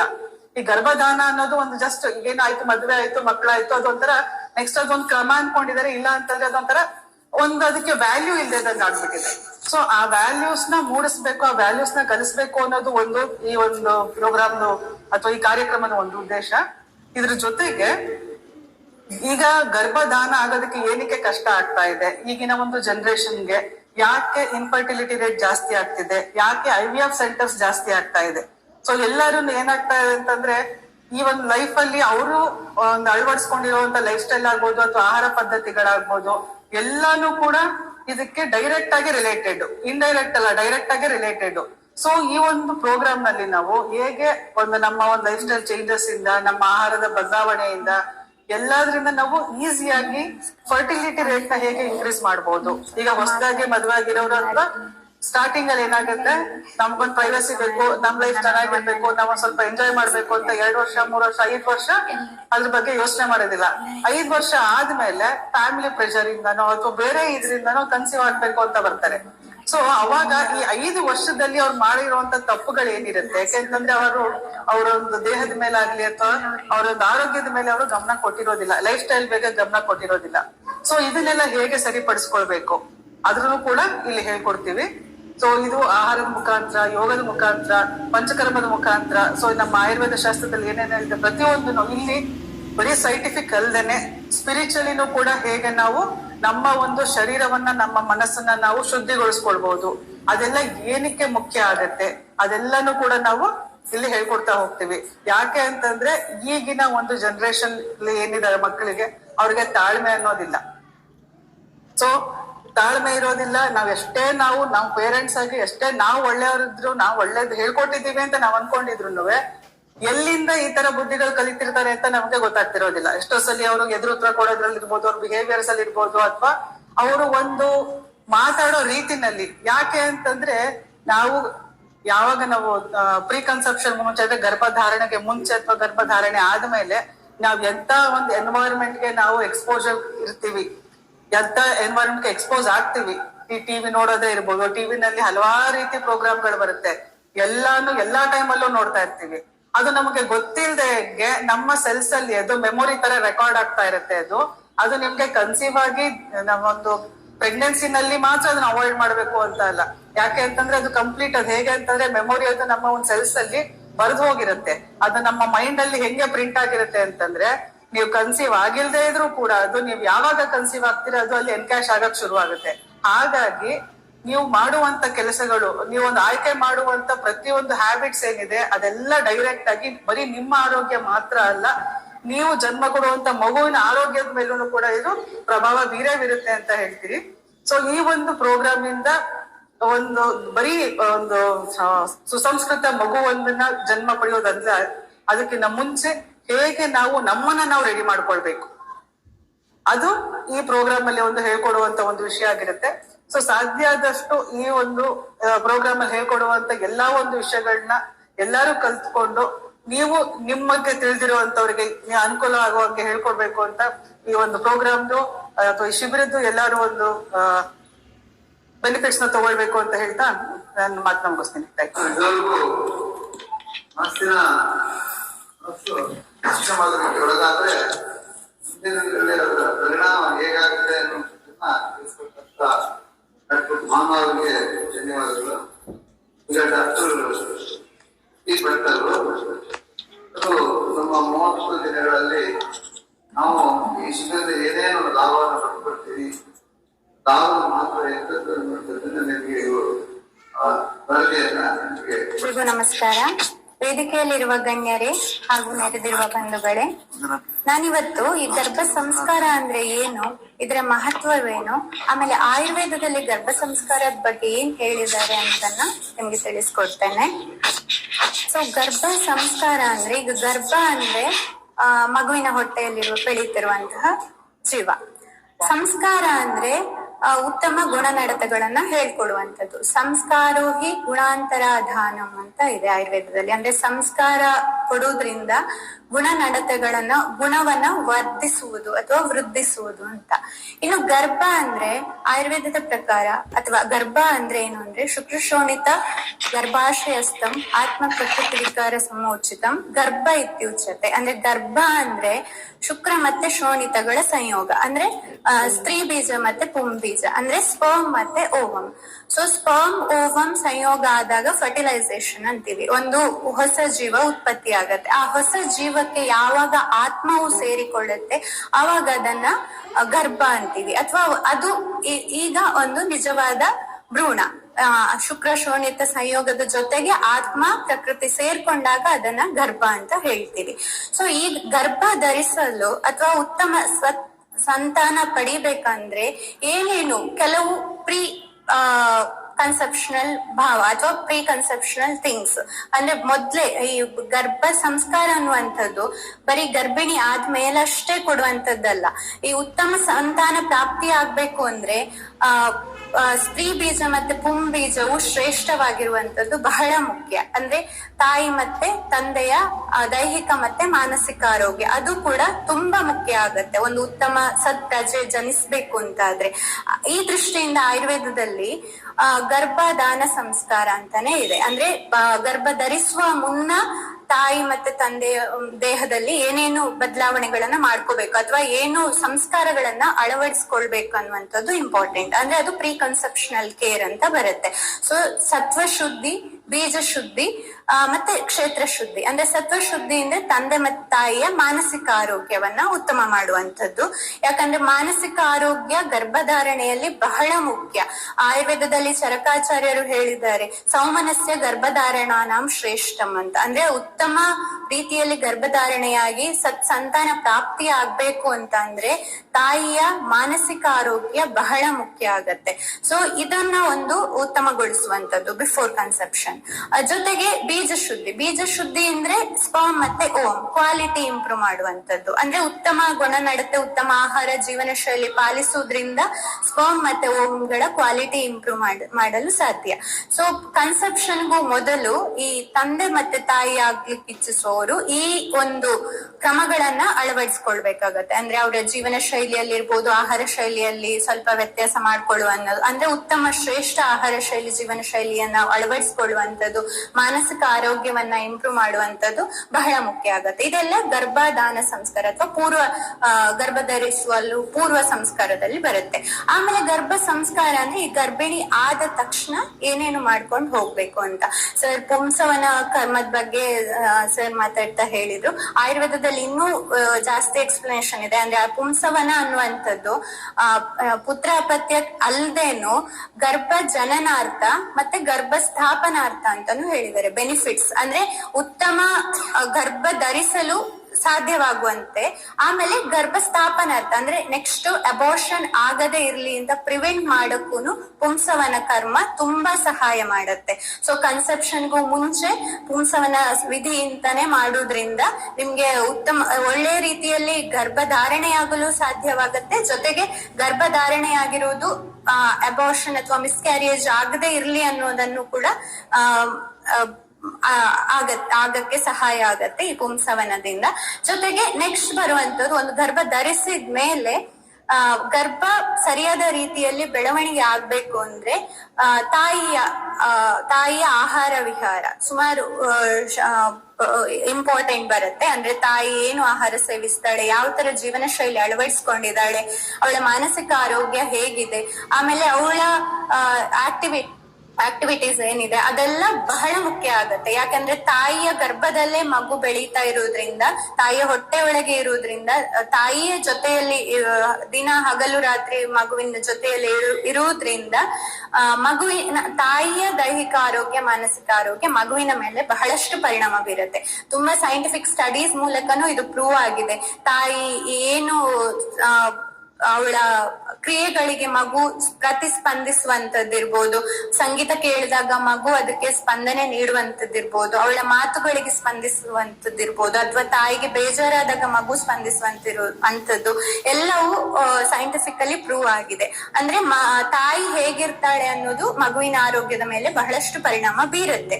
ಸೊ ಈ ಒಂದು ಪಾಯಿಂಟ್ ಅನ್ನ ಇಟ್ಕೊಂಡು ನಾವು ಗರ್ಭ ಸಂಸ್ಕಾರ ಅನ್ನುವಂತಹ ಕಾರ್ಯಕ್ರಮಗಳನ್ನ ನಡೆಸ್ತಾ ಇದ್ದೇವೆ. ಅಂದ್ರೆ ಇದು ಟೋಟಲ್ ಆಗಿ ಇದ್ರ ಉದ್ದೇಶ ಏನು ಅಂದ್ರೆ ತಾಯಿ ಮತ್ತು ಮಗುವಿನ ದೈಹಿಕ, ಮಾನಸಿಕ ಮತ್ತೆ ಆಧ್ಯಾತ್ಮಿಕ ಆರೋಗ್ಯವನ್ನ ವೃದ್ಧಿಸುವಂತದ್ದು. 3 ತರಹದ್ದು ಬಹಳ ಮುಖ್ಯ ಆಗತ್ತೆ. ಸೊ ದೈಹಿಕ ಆರೋಗ್ಯವನ್ನ ವೃದ್ಧಿಸುವ ನಿಟ್ಟಿನಲ್ಲಿ ನಾವು ಈಗ ಈ 30 ದಿನಗಳ ಒಂದು ಕ್ಲಾಸಸ್ ನಡೆಸ್ತಾ ಇದ್ದೇವೆ. ಈಗ ಮುಂದೆ ಆಗಸ್ಟ್ 3ನೇ ತಾರೀಕಿಂದ ಶುರು ಆಗತ್ತೆ. ಇಲ್ಲಿ ನಾವು ಏನೇನ್ ಮಾಡ್ತೀವಿ ಅಂದ್ರೆ ತಾಯಿಯ ದೈಹಿಕ ಆರೋಗ್ಯವನ್ನ ಕಾನ್ಸಂಟ್ರೇಟ್ ಮಾಡಿ ಅದ್ರಲ್ಲಿ ಏನೇನ್ ಕಲಿಸ್ತೀವಿ ಅಂದ್ರೆ, ನಾವು ಈಗ ಆಯುರ್ವೇದ ತಜ್ಞರೇ ಬಂದ್ಬಿಟ್ಟು ಈ ಗರ್ಭ ಧರಿಸಿದ ಮೇಲೆ ತಾಯಿಯ ದೇಹದಲ್ಲಿ ಏನೇನ್ ಬದಲಾವಣೆ ಆಗತ್ತೆ ಅಂದ್ರೆ ಅದು ಫಿಸಿಯಾಲಜಿಕಲ್ ಚೇಂಜಸ್. ಗರ್ಭಿಣಿ ಆದಾಗ ಅವಳ ದೇಹದಲ್ಲಿ ಬಹಳಷ್ಟು ಬದಲಾವಣೆ ಆಗತ್ತೆ. ಏನೇನಾಗತ್ತೆ ಅದಲ್ಲದೆ ಕೆಲವು ಈಗ ತುಂಬಾ ವಾಮಿಟಿಂಗ್ ಆಗುವಂತದ್ದು ಇರ್ಬೋದು, ಇಲ್ಲ ಕಾಲಲ್ಲಿ ಊತ ಬರುವಂತದ್ದು ಇರ್ಬೋದು, ಕೆಲವೆಲ್ಲ ಚೇಂಜಸ್ ಆಗತ್ತೆ. ಸೊ ಇದು ಯಾಕಾಗತ್ತೆ, ಇದು ನಾರ್ಮಲ್ ಅಥವಾ ಯಾವ್ದನ್ನ ನಾವು ಅಬ್ನಾರ್ಮಲ್ ಅಂತ ತಿಳ್ಕೊಬೇಕು, ಏನೇನು ಹೋಮ್ ರೆಮಿಡೀಸ್ ಏನಾದ್ರೂ ಇದೆಯಾ, ಅಥವಾ ಯಾವಾಗ ಡಾಕ್ಟರ್ನ ಕನ್ಸಲ್ಟ್ ಮಾಡ್ಬೇಕು, ಯಾವ್ದು ಅಂದ್ರೆ ಯಾವ್ದ್ರಿಂದ ತೊಂದರೆ ಆಗ್ಬೋದು ಗರ್ಭಕ್ಕೆ, ಈ ಎಲ್ಲ ವಿಚಾರಗಳ ಬಗ್ಗೆ ಅವರಿಗೆ ಮಾಹಿತಿ ಕೊಡ್ತೇವೆ. ಆಮೇಲೆ ಮಂತ್ ವೈಸ್ ಡೆವಲಪ್ಮೆಂಟ್, ಪ್ರತಿ ತಿಂಗಳು ಹೊಟ್ಟೆಯಲ್ಲಿರುವ ಭ್ರೂಣ ಯಾವ ತರ ಬೆಳವಣಿಗೆ ಆಗತ್ತೆ, ಏನೇನು ಚೇಂಜಸ್ ಆಗತ್ತೆ, ಬೆಳವಣಿಗೆ ಹಂತಗಳೇನು ಅನ್ನೋದನ್ನ ತಿಳಿಸ್ಕೊಡ್ತೇವೆ. ಆಮೇಲೆ ಈಗ ಪ್ರತಿ ತಿಂಗಳು ತಾಯಿ ಡಾಕ್ಟರ್ ಹತ್ರ ಚೆಕಪ್ ಹೋಗೋದಿರುತ್ತೆ. ಆಂಟಿನೇಟಲ್ ಚೆಕಪ್ ಅಂತೀವಿ. ಈ ಆಂಟಿನೇಟಲ್ ಚೆಕಪ್ ಅಲ್ಲಿ ಏನೇನು ನೋಡ್ತಾರೆ ಡಾಕ್ಟರ್, ಮತ್ತೆ ಸ್ಕ್ಯಾನಿಂಗ್ ಇದೆ, ರಕ್ತ ಪರೀಕ್ಷೆಗಳಿದೆ. ಈ ರಕ್ತ ಪರೀಕ್ಷೆಗಳ ಮಹತ್ವವೇನು, ಸ್ಕ್ಯಾನಿಂಗ್ಗೆ ಯಾಕೆ ಹೋಗ್ಬೇಕು, ಏನೇನ್ ತಿಳ್ಕೋಬೇಕು ಗೊತ್ತಾಗತ್ತೆ ಅದರಿಂದ, ಈ ವಿಚಾರಗಳ ಬಗ್ಗೆನೂ ತಿಳಿಸ್ತೀವಿ. ಆಮೇಲೆ ಆಹಾರ ವಿಹಾರ ತುಂಬಾ ಮುಖ್ಯವಾದದ್ದು. ಆಹಾರ, ಯಾವ ತರಹದ ಆಹಾರ ಸೇವಿಸ್ಬೇಕು, ಯಾವ ತರಹದ ಜೀವನ ಶೈಲಿ ಅಳವಡಿಸ್ಕೊಳ್ಬೇಕು, ಇದೆಲ್ಲದರ ಬಗ್ಗೆ ಆಯುರ್ವೇದ ತಜ್ಞರು, ಪ್ರಸೂತಿ ತಜ್ಞರು ನಿಮ್ಗೆ ಹೇಳ್ಕೊಡಕ್ಕಿದ್ದೀವಿ. ಜೊತೆಗೆ ಇದು ನೆಕ್ಸ್ಟ್ ಸ್ಟೇಜ್ ಡೆಲಿವರಿ ಆಗುವ ಟೈಮಲ್ಲಿ ಏನೇನು ಚೇಂಜಸ್ ಆಗತ್ತೆ, ಆಮೇಲೆ ಸಹಜವಾದ ಹೆರಿಗೆಗೆ ಯಾವ್ಯಾವ ಕ್ರಮಗಳನ್ನ ಅಳವಡಿಸ್ಕೊಳ್ಬಹುದು, ಯಾವಾಗ ಸಹಜವಾದ ಹೆರಿಗೆ ಆಗ್ಬೋದು, ಕೆಲವೊಂದು ಕಂಡೀಷನ್ ಅಲ್ಲಿ ಸಿಸೇರಿಯನ್ ಕೂಡ ಅನಿವಾರ್ಯ ಆಗತ್ತೆ, ಅಂತ ಕಂಡೀಷನ್ಗಳು ಏನು ಅನ್ನೋದು ಅದ್ರ ಬಗ್ಗೆನು ತಿಳಿಸ್ಕೊಡ್ತೀವಿ. ಏನೇನ್ ಪ್ರಿಪರೇಷನ್ ಮಾಡ್ಕೋಬೇಕು ತಾಯಿಯಾದವಳು ಅನ್ನೋದು, ಜೊತೆಗೆ ಇಡೀ ಕುಟುಂಬದ ಜವಾಬ್ದಾರಿ ಏನು, ಏನೇನ್ ಮಾಡ್ಬೇಕು ಗರ್ಭಿಣಿ ಇದ್ದಾಗ ಅವಳ ಆರೋಗ್ಯವನ್ನ ನೋಡ್ಕೊಳಕ್ಕೆ, ಕುಟುಂಬದವರ ಸದಸ್ಯರ ಏನು ಅವರ ಜವಾಬ್ದಾರಿ ಅನ್ನೋದನ್ನು ತಿಳಿಸ್ಕೊಡ್ತೀವಿ. ಅದ್ರ ಜೊತೆಗೆ ಮಾನಸಿಕ ಮತ್ತೆ ಆಧ್ಯಾತ್ಮಿಕ ಆರೋಗ್ಯ ಕುರಿತಾಗಿ ಮಂತ್ರಗಳು ಮತ್ತೆ ಮ್ಯೂಸಿಕ್ ಥೆರಪಿ, ಹಲವಾರು ರಾಗಗಳ ಮೂಲಕ ಮಾನಸಿಕ ಭಾವವನ್ನ ಹೇಗೆ ನಾವು ಕಾಪಾಡ್ಕೊಳ್ಬಹುದು, ಜೊತೆಗೆ ಮಂತ್ರಗಳ ಏನು ಮಹತ್ವ ಏನು ಅದ್ರ ಬಗ್ಗೆ ತಿಳಿಸ್ಕೊಡಲಿದ್ದೀವಿ. ಜೊತೆಗೆ ಮಗುವಿನ ಬ್ರೈನ್ ಡೆವಲಪ್ಮೆಂಟ್ ಗೆ ಹೆಲ್ಪ್ ಆಗುವಂತಹ ಕೆಲವು ಆಕ್ಟಿವಿಟೀಸ್, ಅಂದ್ರೆ ಸೃಜನಶೀಲ ಚಟುವಟಿಕೆಗಳ ಮೂಲಕ ಆ ಕ್ಲಾಸ್ ಅಲ್ಲಿ ತಾಯಿಗೆ ಸೃಜನಶೀಲ ಚಟುವಟಿಕೆಗಳನ್ನ ಹೇಳ್ಕೊಡೋದು ಮೂಲಕ ಮಗುವಿನ ಬ್ರೈನ್ ಡೆವಲಪ್ಮೆಂಟ್ ಗೆ ಹೆಚ್ಚು ಒಂದು ಬೂಸ್ಟ್ ಮಾಡುವಂತಹ ಕಾರ್ಯವನ್ನು ಕೂಡ ಮಾಡ್ಲಿಕ್ಕಿದ್ದೀವಿ. ಸೊ ಇದೊಂದು 30 ದಿನಗಳ ಒಂದು ಕ್ಲಾಸಸ್ ಇರುತ್ತೆ ಇಲ್ಲಿ. ಈ ದಿನ 2 ಅವರಷ್ಟು ಕ್ಲಾಸಸ್ ಇರುತ್ತೆ. ಈ ಕ್ಲಾಸ್ ಅಲ್ಲಿ ಇದೆಲ್ಲ ಜೊತೆಗೆ ಇನ್ನೊಂದು ಬಹಳ ಮುಖ್ಯ ವಿಚಾರ ಅಂದ್ರೆ ಯೋಗ ಮತ್ತೆ ಪ್ರಾಣಾಯಾಮ ಮತ್ತೆ ಧ್ಯಾನ, ಯೋಗಾಸನಗಳು, ಪ್ರೆಗ್ನೆನ್ಸಿಯಲ್ಲೇ ಸೂಕ್ತವಾದಂತಹ ಯೋಗಾಸನಗಳು, ಜೊತೆಗೆ ಪ್ರಾಣಾಯಾಮ, ಆಮೇಲೆ ಧ್ಯಾನ ಮಾಡಿಸುವಂಥದ್ದು. ಅದ್ರ ಜೊತೆಗೆ ಬಹಳ ಮುಖ್ಯವಾದದ್ದು ಗರ್ಭ ಸಂವಾದ ಅಂತ, ಅಂದ್ರೆ ಟಾಕಿಂಗ್ ಅಂತ, ತಾಯಿ ಮಗುವಿನ ಜೊತೆಗೆ ಸಂವಾದ ಮಾಡುವಂಥದ್ದು. 5ನೇ ತಿಂಗಳಲ್ಲೇನೆ ಮಾನಸಿಕ ಬೆಳವಣಿಗೆ, ಅಂದ್ರೆ ಮಗುವಿನಲ್ಲಿ ಮನಸ್ಸು ಹುಟ್ಕೊಳ್ಳತ್ತೆ, ಮಗು ಕರೆಕ್ಟ್ ಆಗಿ ರೆಸ್ಪಾಂಡ್ ಮಾಡಕ್ ಶುರು ಮಾಡತ್ತೆ. ಸೊ ನೀವು ಮಗುವಿನಲ್ಲಿ ಈ ಕ್ಷಣದಿಂದನೇ ಪಾಸಿಟಿವ್ ಥಿಂಕಿಂಗ್ ಅನ್ನ ಅಳವಡಿಸಿಕೊಳ್ಳುವಂಥದ್ದು, ಸಕಾರಾತ್ಮಕ ಯೋಚನೆಗಳು, ಧನಾತ್ಮಕ ಯೋಚನೆಗಳನ್ನ ಮೂಡಿಸುವುದನ್ನ ಕ್ರಿಯೆಯನ್ನ ನಾವು ಇಲ್ಲಿ ಹೇಳ್ಕೊಡ್ತೀವಿ ನಿಮ್ಗೆ. ಸೊ ಈ ತರ ಈ 31 ದಿನಗಳ ಕ್ಲಾಸಸ್ ಅಲ್ಲಿ ನಿಮ್ಗೆ ಟೋಟಲ್ ಆಗಿ ತಾಯಿ ಮತ್ತೆ ಮಗುವಿನ ದೈಹಿಕ, ಮಾನಸಿಕ ಮತ್ತೆ ಆಧ್ಯಾತ್ಮಿಕ ಆರೋಗ್ಯವನ್ನ ವೃದ್ಧಿಸುವಂತಹ ಕಾರ್ಯವನ್ನು ನಡೆಸಿ, ಅದ್ರ ಜೊತೆಗೆ ಒಂದು ಸತ್ಸಂತಾನ ಅಥವಾ ಸುಪ್ರಜೆ ಅಥವಾ ಶ್ರೇಯಸಿ ಪ್ರಜೆ ನಿರ್ಮಾಣ ಆಗಕ್ಕೆ, ಒಂದು ಸದೃಢ ರಾಷ್ಟ್ರ ನಿರ್ಮಾಣ ಆಗುವ ದೃಷ್ಟಿಯಿಂದ ಈ ಗರ್ಭ ಸಂಸ್ಕಾರದ ತರಗತಿಗಳನ್ನ ನಡೆಸ್ಕೊಡ್ತಾ ಇದ್ದೀವಿ. ಸೊ ಗರ್ಭಿಣಿ ಸ್ತ್ರೀಯರು ಜೊತೆಗೆ ಯಾರು ಕನ್ಸೆಪ್ಷನ್ಗೆ ಟ್ರೈ ಮಾಡ್ತಿದ್ದಾರೆ ಅಂತವರು, ಗರ್ಭ ಧರಿಸುವ ಮುನ್ನ ಇರುವವರು, ಜೊತೆಗೆ ಫ್ಯಾಮಿಲಿ ಮೆಂಬರ್ಸ್ ಯಾರಾದ್ರೂ, ಪುರುಷರಿರ್ಬೋದು ಸ್ತ್ರೀಯರಿರ್ಬೋದು, ಯಾರಾದ್ರೂ ಬಂದು ಈ ಕಾರ್ಯಕ್ರಮದ ಸದುಪಯೋಗ ಪಡ್ಕೊಳ್ಳಿ ಅಂತ ಹೇಳ್ತಾ ನನ್ನ ಮಾತುಗಳನ್ನ ಮುಗಿಸ್ತಾ ಇದ್ದೇನೆ. ಈ 30 ಜನರ ಪ್ರಯಾಣದ ಚೆನ್ನಾಗಿ ತಿಳಿಸಿದ್ದಾರೆ. ಪ್ರತಿದಿನ ಸಂಜೆ 5:30 7:30 ಕಾರ್ಯಕ್ರಮ ಜೊತೆಗೆ ಬ್ರೈನ್ ಜಿಮ್ಮು, ಬ್ರೈನ್ ಆಕ್ಟಿವಿಟೀಸ್ ಅದು ಸಹ ನಡೆಯುತ್ತೆ. ಸತ್ಸಂಗಗಳ ಒಂದು ಯೋಜನೆಯನ್ನು ನಡೆಸಲಾಗುತ್ತೆ. ಇದನ್ನೆಲ್ಲ ಡಾಕ್ಟರ್ ಶ್ರುತಿ ಭಟ್ ಅವರಿಗೆ ಧನ್ಯವಾದಗಳು. ಈಗ ನಾವು ಕಳೆದ 25 ವರ್ಷಗಳಿಂದ ಈ ಗರ್ಭ ಸಂಸ್ಕಾರದ ಮಹತ್ವವನ್ನ ಸಮಾಜಕ್ಕೆ ಕೊಡುಗೆ ಕೊಟ್ಟಿರ್ತಕ್ಕಂಥ ಡಾಕ್ಟರ್ ಜಯಶ್ರೀ ಅವರು ಚಂದ್ರಶೇಖರ್ ಮಾತಾಡಬೇಕು. ಈ ಒಂದು ಶಿಬಿರದಲ್ಲಿ ಅವರ ಮಾರ್ಗದರ್ಶನವೇ ಈ ಶಿಬಿರವನ್ನು ನಡೆಸಿ ಅಂತ ಹೇಳ್ತಾ ಅವರು ಉದ್ದೇಶಿಸಿ ಮಾತಾಡಬೇಕು ಅಂತ ಹೇಳ್ಕೊಡ್ತೀನಿ. ಯಾರು ಆನ್ಲೈನ್ ನೋಡ್ತಾ ಇದ್ದೀರಾ ಅವರು ಸಹ ಹೆಚ್ಚಿನ ಮಾಹಿತಿಗಾಗಿ ನಮ್ಮ ಮೇಲೆ ಕಾಣುವಂತ ಹೊರಡಿನ ನಂಬರ್ಗೆ ಫೋನ್ ಮಾಡಿ ಅದನ್ನ ತಿಳಿಸ್ಕೊಳ್ಬೇಕು ಅಂತ ಹೇಳ್ಕೊಡ್ತಾ ಡಾಕ್ಟರ್ ಶ್ರೀ ಚಂದ್ರಶೇಖರ್ ಜಯಶ್ರೀ ಚಂದ್ರಶೇಖರ್ ಅವರು ಮಾತಾಡಬೇಕು ಅಂತ ಹೇಳಿ ಹೇಳ್ಕೊಡ್ತಾರೆ. ಶ್ರೀ ಗುರುಭ್ಯೋ ನಮಃ. ಎಲ್ಲ ಗುರು ಪರಂಪರೆಗೆ ನನ್ನ ನಮಸ್ಕಾರಗಳನ್ನ ತಿಳಿಸ್ತಾ, ವೇದಿಕೆ ಮೇಲೆ ಆಸೀನರಾಗಿರುವಂತಹ ಎಲ್ಲ ಗಣ್ಯರೇ, ವೇದಿಕೆಯ ಮುಂಭಾಗದಲ್ಲಿರುವಂತಹ ಗಣ್ಯರೇ, ಎಲ್ಲರಿಗೆ ನನ್ನ ಹೃದಯಪೂರ್ವಕವಾದಂತಹ ನಮಸ್ಕಾರ. ಈ ಸಂಸ್ಕಾರ ಅನ್ನೋ ಭಾಗದಲ್ಲಿ ಅನೇಕರು ತಮ್ಮ ತಮ್ಮ ಭಾವನೆಗಳನ್ನ ಪೂರ್ವ ಕಾಲದಿಂದಲೇ ಏನಿತ್ತು ಅನ್ನೋದ್ರ ಬಗ್ಗೆ ಹೇಳಿದ್ದಾರೆ. ಹಾಗೆ ಆ ವಿಚಾರವನ್ನ ಹೆಚ್ಚಾಗಿ ಏನ್ ಹೇಳಿದರೆ ಅದನ್ನೇ ರಿಪೀಟ್ ಮಾಡೋದಕ್ಕಿಂತ ಬೇರೆ ವಿಚಾರಗಳು ಏನಿದೆ ಅನ್ನೋದ್ರ ಬಗ್ಗೆ ನಾನು ನಿಮ್ ಮುಂದೆ ಇಡುವಂತ ಪ್ರಯತ್ನ ಮಾಡ್ತೀನಿ. ನಾವೆಲ್ಲರೂ ಸಹ ಅಂಗಡಿಗೆ ಹೋಗ್ತೀವಿ, ಒಂದ್ ಶರ್ಟು ಅಥವಾ ಒಂದು ಚೂಡಿದಾರ ಖರೀದಿ ಮಾಡ್ತೀವಿ. ಖರೀದಿ ಮಾಡ್ಬೇಕಾದ್ರೆ ನಾವ್ ಯೋಚನೆ ಮಾಡ್ತೀವಿ ಅಲ್ವಾ, ಅದನ್ನ ಮುಟ್ಟಿ ನೋಡ್ತೀವಿ ಹೇಗಿದೆ ಅದ್ರ ಟೆಕ್ಸ್ಚರ್ ಅಂತ, ಅದರದ್ದು ದರ ಎಷ್ಟು ಅಂತ ನೋಡ್ತೀವಿ.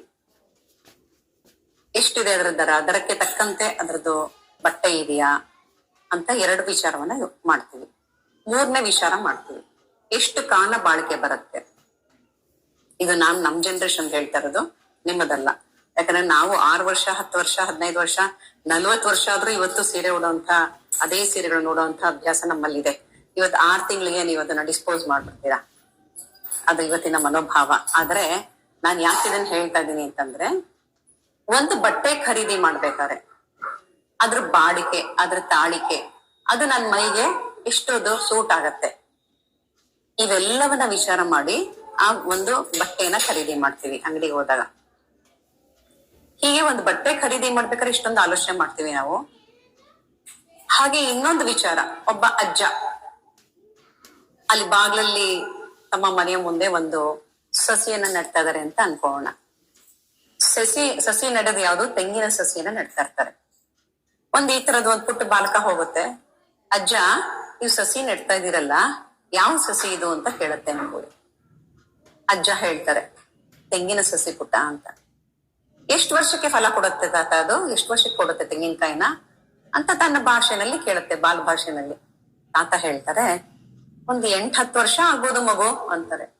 ಅಜ್ಜ, ನೀವ್ ಈಗ್ಲೇ ಹಣ್ಣಾಗಿದ್ದೀರಾ, ನೀವ್ 8-10 ವರ್ಷದವರೆಗೂ ಇರ್ತೀರಾ ತೆಂಗಿನಕಾಯಿ ಕೊಡೋದನ್ನ ನೀವು ತಿನ್ನೋದಿಕ್ಕೆ ಅಂತ ಕೇಳುತ್ತೆ. ಆವಾಗ ಅಜ್ಜ ಹೇಳುವಂತ ಮಾರ್ಮಿಕ ಉತ್ತರ ಅಂತ ಅನ್ಕೊಳ್ಳಿ, ಮಗು, ನಾನೊಬ್ನೇ ಇದನ್ನ ತಿನ್ಬೇಕು ಅಂತ ನಾನ್ ನೆಡ್ತಾ ಇಲ್ಲ, ನೀನ್ ಅದನ್ನ ಭೋಗಿಸ್ಬೇಕು ಅಂತ, ನೀನ್ ಅದನ್ನ ಅನುಭವಿಸ್ಬೇಕು ಅಂತ ನಾನು ನೆಡ್ತಾ ಇರೋವಂಥದ್ದು ಅಂತ. ಇದು ನಮ್ಮ ಭಾರತೀಯರ ಚಿಂತನೆ. ನಮ್ಮ ಒಂದು ಬಟ್ಟೆ ಖರೀದಿ ಆಗ್ಲಿ, ಒಂದನ್ನ ತೆಂಗಿನ ಸಸಿಯನ್ನ ನೆಡೋದಾಗ್ಲಿ, ಇದ್ರ ಬಗ್ಗೆ ನಾವು ಇಷ್ಟೊಂದು ಕಾಳಜಿ ತಗೊಳ್ತೀವಿ ಅಂದ್ರೆ, ನಮ್ಮ ಹೊಟ್ಟೆಯಲ್ಲಿ ಹುಟ್ಟುವಂತ ಒಂದು ಮಗು, ಅದ್ರ ಬಗ್ಗೆ ನಾವು ಎಷ್ಟು ಕಾಳಜಿ ತಗೊಳ್ಬೇಕಾಗಿದೆ, ಇದನ್ನ ನಾವು ಚಿಂತನೆ ಮಾಡ್ಬೇಕಾದಂತ ಭಾಗ. ಪ್ರಾಣಿಗಳಲ್ಲೂ ಸಹ ಬ್ರೀಡಿಂಗ್ ಟೈಮ್ ಅಂತ ಇರುತ್ತೆ, ನಿಮ್ಮೆಲ್ಲರಿಗೂ ಗೊತ್ತು. ಆ ಬ್ರೀಡಿಂಗ್ ಟೈಮ್ ಅಲ್ಲಿ ಅಷ್ಟೇ ಗಂಡು ಹೆಣ್ಣು ಸಂತತಿಗೋಸ್ಕರ ಪ್ರಯತ್ನ ಮಾಡುತ್ತೆ. ಆದ್ರೆ ಮನುಷ್ಯ ತನ್ನ ವಯಸ್ಸಿಗೆ ಬಂದಾಗ್ಲಿಂದ ಕೊನೆಯ ತನಕ ಸಂಗಾತಿ ಬೇಕು, ಸಂಬಂಧ ಬೇಕು ಅಂತ ಬಯಸುವಂತ ಒಂದು ಮಾನಸಿಕತೆ ಇವತ್ತು ನಿರ್ಮಾಣ ಆಗ್ತಾ ಇದೆ. ಹಿಂದಿನ ದಿನಗಳಲ್ಲಿ ಗಮನಿಸಿ ನೋಡಿ, ಋಷಿ ಮುನಿಗಳು, ಯಾಜ್ಞವಲ್ಕರು, ಅವರು ಸಹ ಋಷಿಗಳೇ ಆಗಿದ್ರು, ತಪಸ್ವಿಯೇ ಆಗಿದ್ರು ಸಹ. ಅವರ ಸಾಧನೆ ಅಗಾಧವಾದಂಥದ್ದು. ಆದರೂ ಅವರು ಸಂಸಾರಿಯಾಗಿದ್ರು. ಆಶ್ರಮವನ್ನ ನಡೆಸ್ತಾ ಇಬ್ರು ಪತ್ನಿಯರಿದ್ರು ಅವ್ರಿಗೆ. ಒಬ್ರು ಕಾತ್ಯಾಯಿನಿ ಅಂತ ಆಶ್ರಮದ ಎಲ್ಲ ವ್ಯವಸ್ಥೆನ ನೋಡ್ಕೊಳ್ತಾ ಇದ್ದಂಥವ್ರು, ಮತ್ತೊಬ್ರು ಮೈತ್ರೇಯಿ, ಆಧ್ಯಾತ್ಮಿಕ ಸಾಧನೆಗೆ ಅಂತ ಇದ್ದಂಥವ್ರು. ಈ ರೀತಿಯಾದಂತಹ ಸಂಸಾರ ಹೊಂದಿದಂತಹ ಋಷಿ ಮುನಿಗಳು ನಮ್ಮಲ್ಲಿ ಇದ್ರು. ಸಂತತಿಗೋಸ್ಕರ ಅಂತ ಮಾತ್ರ ದೈಹಿಕ ಸಂಪರ್ಕದ ಬಗ್ಗೆ ಯೋಚನೆ ಮಾಡುವಂತಹ ಭಾವ ನಮ್ಮ ಭಾರತೀಯರದು. ಸಂತತಿಗೋಸ್ಕರ ಮಾತ್ರ ಸಂಬಂಧ. ಮಿಕ್ಕ ಸಮಯದಲ್ಲಿ ಅವಳಿಗೆ ನಾನು ತಂದೆ, ಅವನಿಗೆ ನಾನು ತಾಯಿ, ಈ ರೀತಿಯಾಗಿ ಯೋಚನೆ ಮಾಡುವಂತ ಭಾವ ನಮ್ಮ ಭಾರತೀಯರಲ್ಲಿ ಇದ್ದಂಥದನ್ನ ನಾವು ಗಮನಿಸ್ತೀವಿ. ಹಾಗಾಗಿ ಏನಂದ್ರೆ, ಒಂದ್ ಸಂತತಿ ಪಡಿಬೇಕಾದ್ರೆ ಯಾವ್ಯಾವ ಅಂಶಗಳಿವೆ ಅನ್ನೋದನ್ನ ಈಗೆಲ್ಲ ಅವ್ರು ಹೇಳಿದ್ದಾರೆ. ನನ್ನ ಒಂದು ದೃಷ್ಟಿಕೋನವನ್ನ ನಿಮ್ಮ ಮುಂದೆ ಇಡ್ತೀನಿ. ನಮ್ಮ ಮಗು ಹೇಗಾಗ್ಬೇಕು ಅಂತ ಪೂರ್ವಭಾವಿಯಾಗಿ ನಮ್ಮಲ್ಲಿ ಕಲ್ಪನೆ ಇರಬೇಕು. ನನ್ನ ಮಗು ಹೇಗಿರ್ಬೇಕು? ಅಬ್ದುಲ್ ಕಲಾಂರಂತೆ ವಿಜ್ಞಾನಿ ಆಗ್ಬೇಕು. ನನ್ನ ಮಗು ವಿವೇಕಾನಂದರಂತೆ ಅತ್ಯಂತ ಬುದ್ಧಿಶಾಲಿ ಆಗ್ಬೇಕು. ನನ್ನ ಮಗು ಶಂಕರಾಚಾರ್ಯರಂತೆ 8ನೇ ವಯಸ್ಸಿಗೆ ಬ್ರಹ್ಮಸೂತ್ರಕ್ಕೆ ಭಾಷ್ಯ ಬರೆಯುವಂತ ಸಾಮರ್ಥ್ಯ ಆ ಶಂಕರಾಚಾರ್ಯರಿಗೆ ಹೇಗ್ ಬಂತೋ ಹಾಗೆ ನನ್ನ ಮಗು ಸಹ ಅತ್ಯಂತ ಬುದ್ಧಿಮತ್ತೆಯನ್ನ ಹೊಂದಿರುವಂತ ಮಗು ಆಗ್ಬೇಕು. ಈ ರೀತಿ ಕಲ್ಪನೆಯನ್ನ ನಾವು ಇಟ್ಕೊಂಡು ದಂಪತಿಗಳ ಆಗಿ ಆಮೇಲೆ ಮಗುವನ್ನು ಪಡೆದಾಗ ಆ ಮಗು ಉತ್ತಮವಾದಂತ ಮಗು ಆಗ್ಲಿಕ್ಕೆ ಸಾಧ್ಯ. ಇವತ್ತಿನ ವಿಚಾರದಲ್ಲಿ ನೀವೆಲ್ಲ ಯಂಗ್ಸ್ಟರ್ಸ್ ಇದ್ದೀರಾ, ಲಿವಿಂಗ್ ಟುಗೆದರ್ ಇಂದ ನಾವು ಮಕ್ಕಳನ್ನ ಪಡೆಯುವಂಥದ್ದು ಅಲ್ಲ. ಲಿವಿಂಗ್ ಟುಗೆದರ್ ದಾಂಪತ್ಯದ ರೀತಿ ಅಲ್ಲ. ತುಂಬಾ ಗಮನಿಸಿ. ಯಾಕೆಂದ್ರೆ ಆ ಒಂದು ವಿವಾಹ ಅನ್ನೋದಿದೆಯಲ್ಲ, ಅತ್ಯಂತ ಶ್ರೇಷ್ಠವಾದಂತ ಒಂದು ನಮ್ಮ ಜೀವನದ ಘಟ್ಟ. ಅದು ವಿವಾಹ ಆ ಪದಾನೇ ಹೇಳುತ್ತೆ. ವಹ ಅಂದ್ರೇನು? ಮುಂದುವರಿಸುವಂಥದ್ದು, ಪ್ರವಹಿಸುವಂಥದ್ದು. ನಮ್ಮ ಕುಟುಂಬ ವ್ಯವಸ್ಥೆ ಏನಿದೆ ಅಥವಾ ನಮ್ಮ ಪರಂಪರೆ ವ್ಯವಸ್ಥೆ ಏನಿದೆ ಅದನ್ನು ಮುಂದುವರಿಸುವಂತ ಭಾಗವಾಗಿ ವಿವಾಹ ಅನ್ನೋದು ಒಂದು ಸಂಸ್ಕಾರ. ಆ ಸಂಸ್ಕಾರದಲ್ಲಿ ಅವರಿಬ್ಬರಿಗೂ ಏನಾಗತ್ತೆ ಅಂದ್ರೆ ದೈವಿ ಭಾವನ ತುಂಬಿಕೊಡುವಂತ ಒಂದು ಚಟುವಟಿಕೆ ನಡೆಯುತ್ತೆ. ಹಿಂದೆ ಮಾಡ್ತಾ ಇದ್ದಂತ ಮದುವೆಗಳೆಲ್ಲ ಅರ್ಥಹೀನ ಅಂತ ದಯವಿಟ್ಟು ಭಾವಿಸ್ಬೇಡಿ. ಯಾಕಂದ್ರೆ ಪ್ರತಿಯೊಂದಕ್ಕೂ ಅರ್ಥ ಇದೆ. ಅರಿಶಿಣದ ಶಾಸ್ತ್ರದಿಂದ ಹಿಡಿದು ಶೋಭಾನ ಶಾಸ್ತ್ರದವರೆಗೂ ಅಂತ ಏನ್ ಹೇಳಿದ್ರು ಎಲ್ಲದಕ್ಕೂ ಒಂದು ಅರ್ಥ ಇದೆ. ಎಲ್ಲ ನನ್ನ ಕಣ್ಣೆ ಕಾಣದೇ ಇರ್ಬೋದು.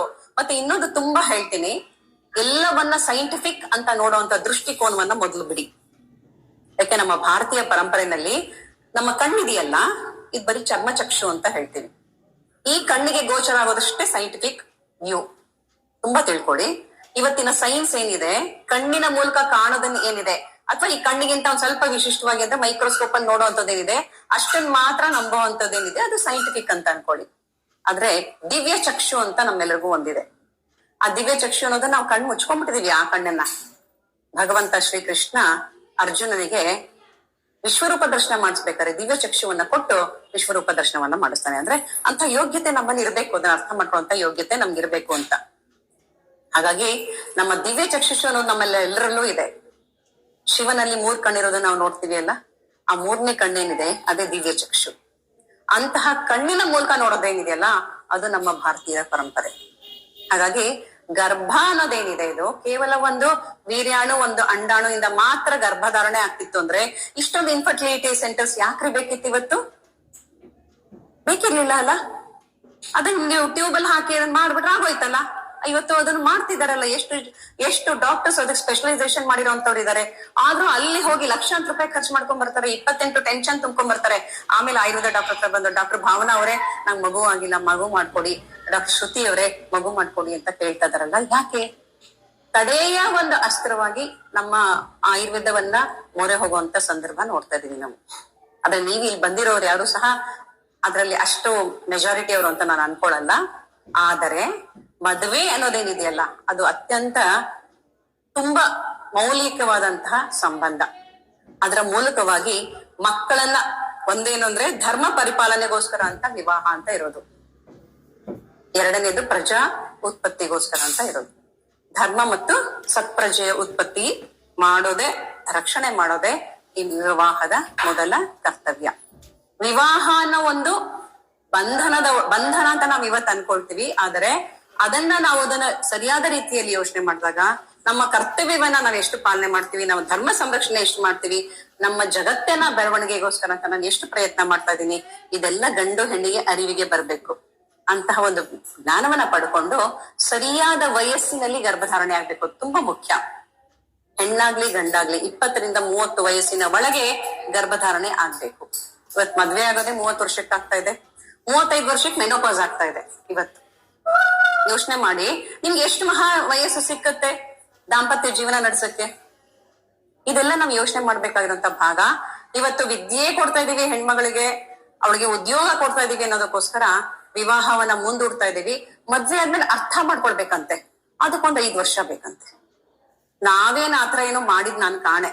ನಾವ್ ಇವತ್ವರೆಗೂ ಅರ್ಥ ಮಾಡ್ಕೋತಾನೆ ಇದೀವಿ, ಹಾಗೆ ಹೊಂದಾಣಿಕೆನೂ ಮಾಡ್ಕೋತಾನೆ ಇದೀವಿ. ನಮ್ಮಲ್ಲಿ ಯಾವುದೋ ಆತರ ಭಿನ್ನಾಭಿಪ್ರಾಯಗಳೇ ಬಂದಿದ್ದಿಲ್ಲ. ಒಬ್ರಿಗೊಬ್ರು ಸಹಕಾರಿಯಾಗಿರೋದೇ ನಮ್ಮ ಭಾರತೀಯ ದಾಂಪತ್ಯದ ಮೂಲ ಮಂತ್ರ. ಹಾಗಾಗಿ ಪರಸ್ಪರರಲ್ಲಿ ಧರ್ಮ ಸ್ಥಾಪನೆ, ಧರ್ಮದ ಮೂಲವಾಗಿ ಕೆಲಸ ನಡೀತಾ ಇದೆಯಾ ಇಬ್ರಿಂದನೂ, ಅದಕ್ಕೆ ಸಹಕಾರಿಯಾಗಿ ನಾನು ನಿಲ್ತೀನಿ ಅನ್ನೋ ಭಾವನೆ ಇಬ್ರಲ್ಲಿ ಮೂಡಿದಾಗ ಒಂದು ಉತ್ತಮ ಕುಟುಂಬ ನಿರ್ಮಾಣ ಆಗತ್ತೆ, ಉತ್ತಮ ಸಂತಾನ ಪ್ರಾಪ್ತಿಯಾಗ್ಲಿಕ್ಕೆ ಸಹಕಾರಿಯಾಗತ್ತೆ.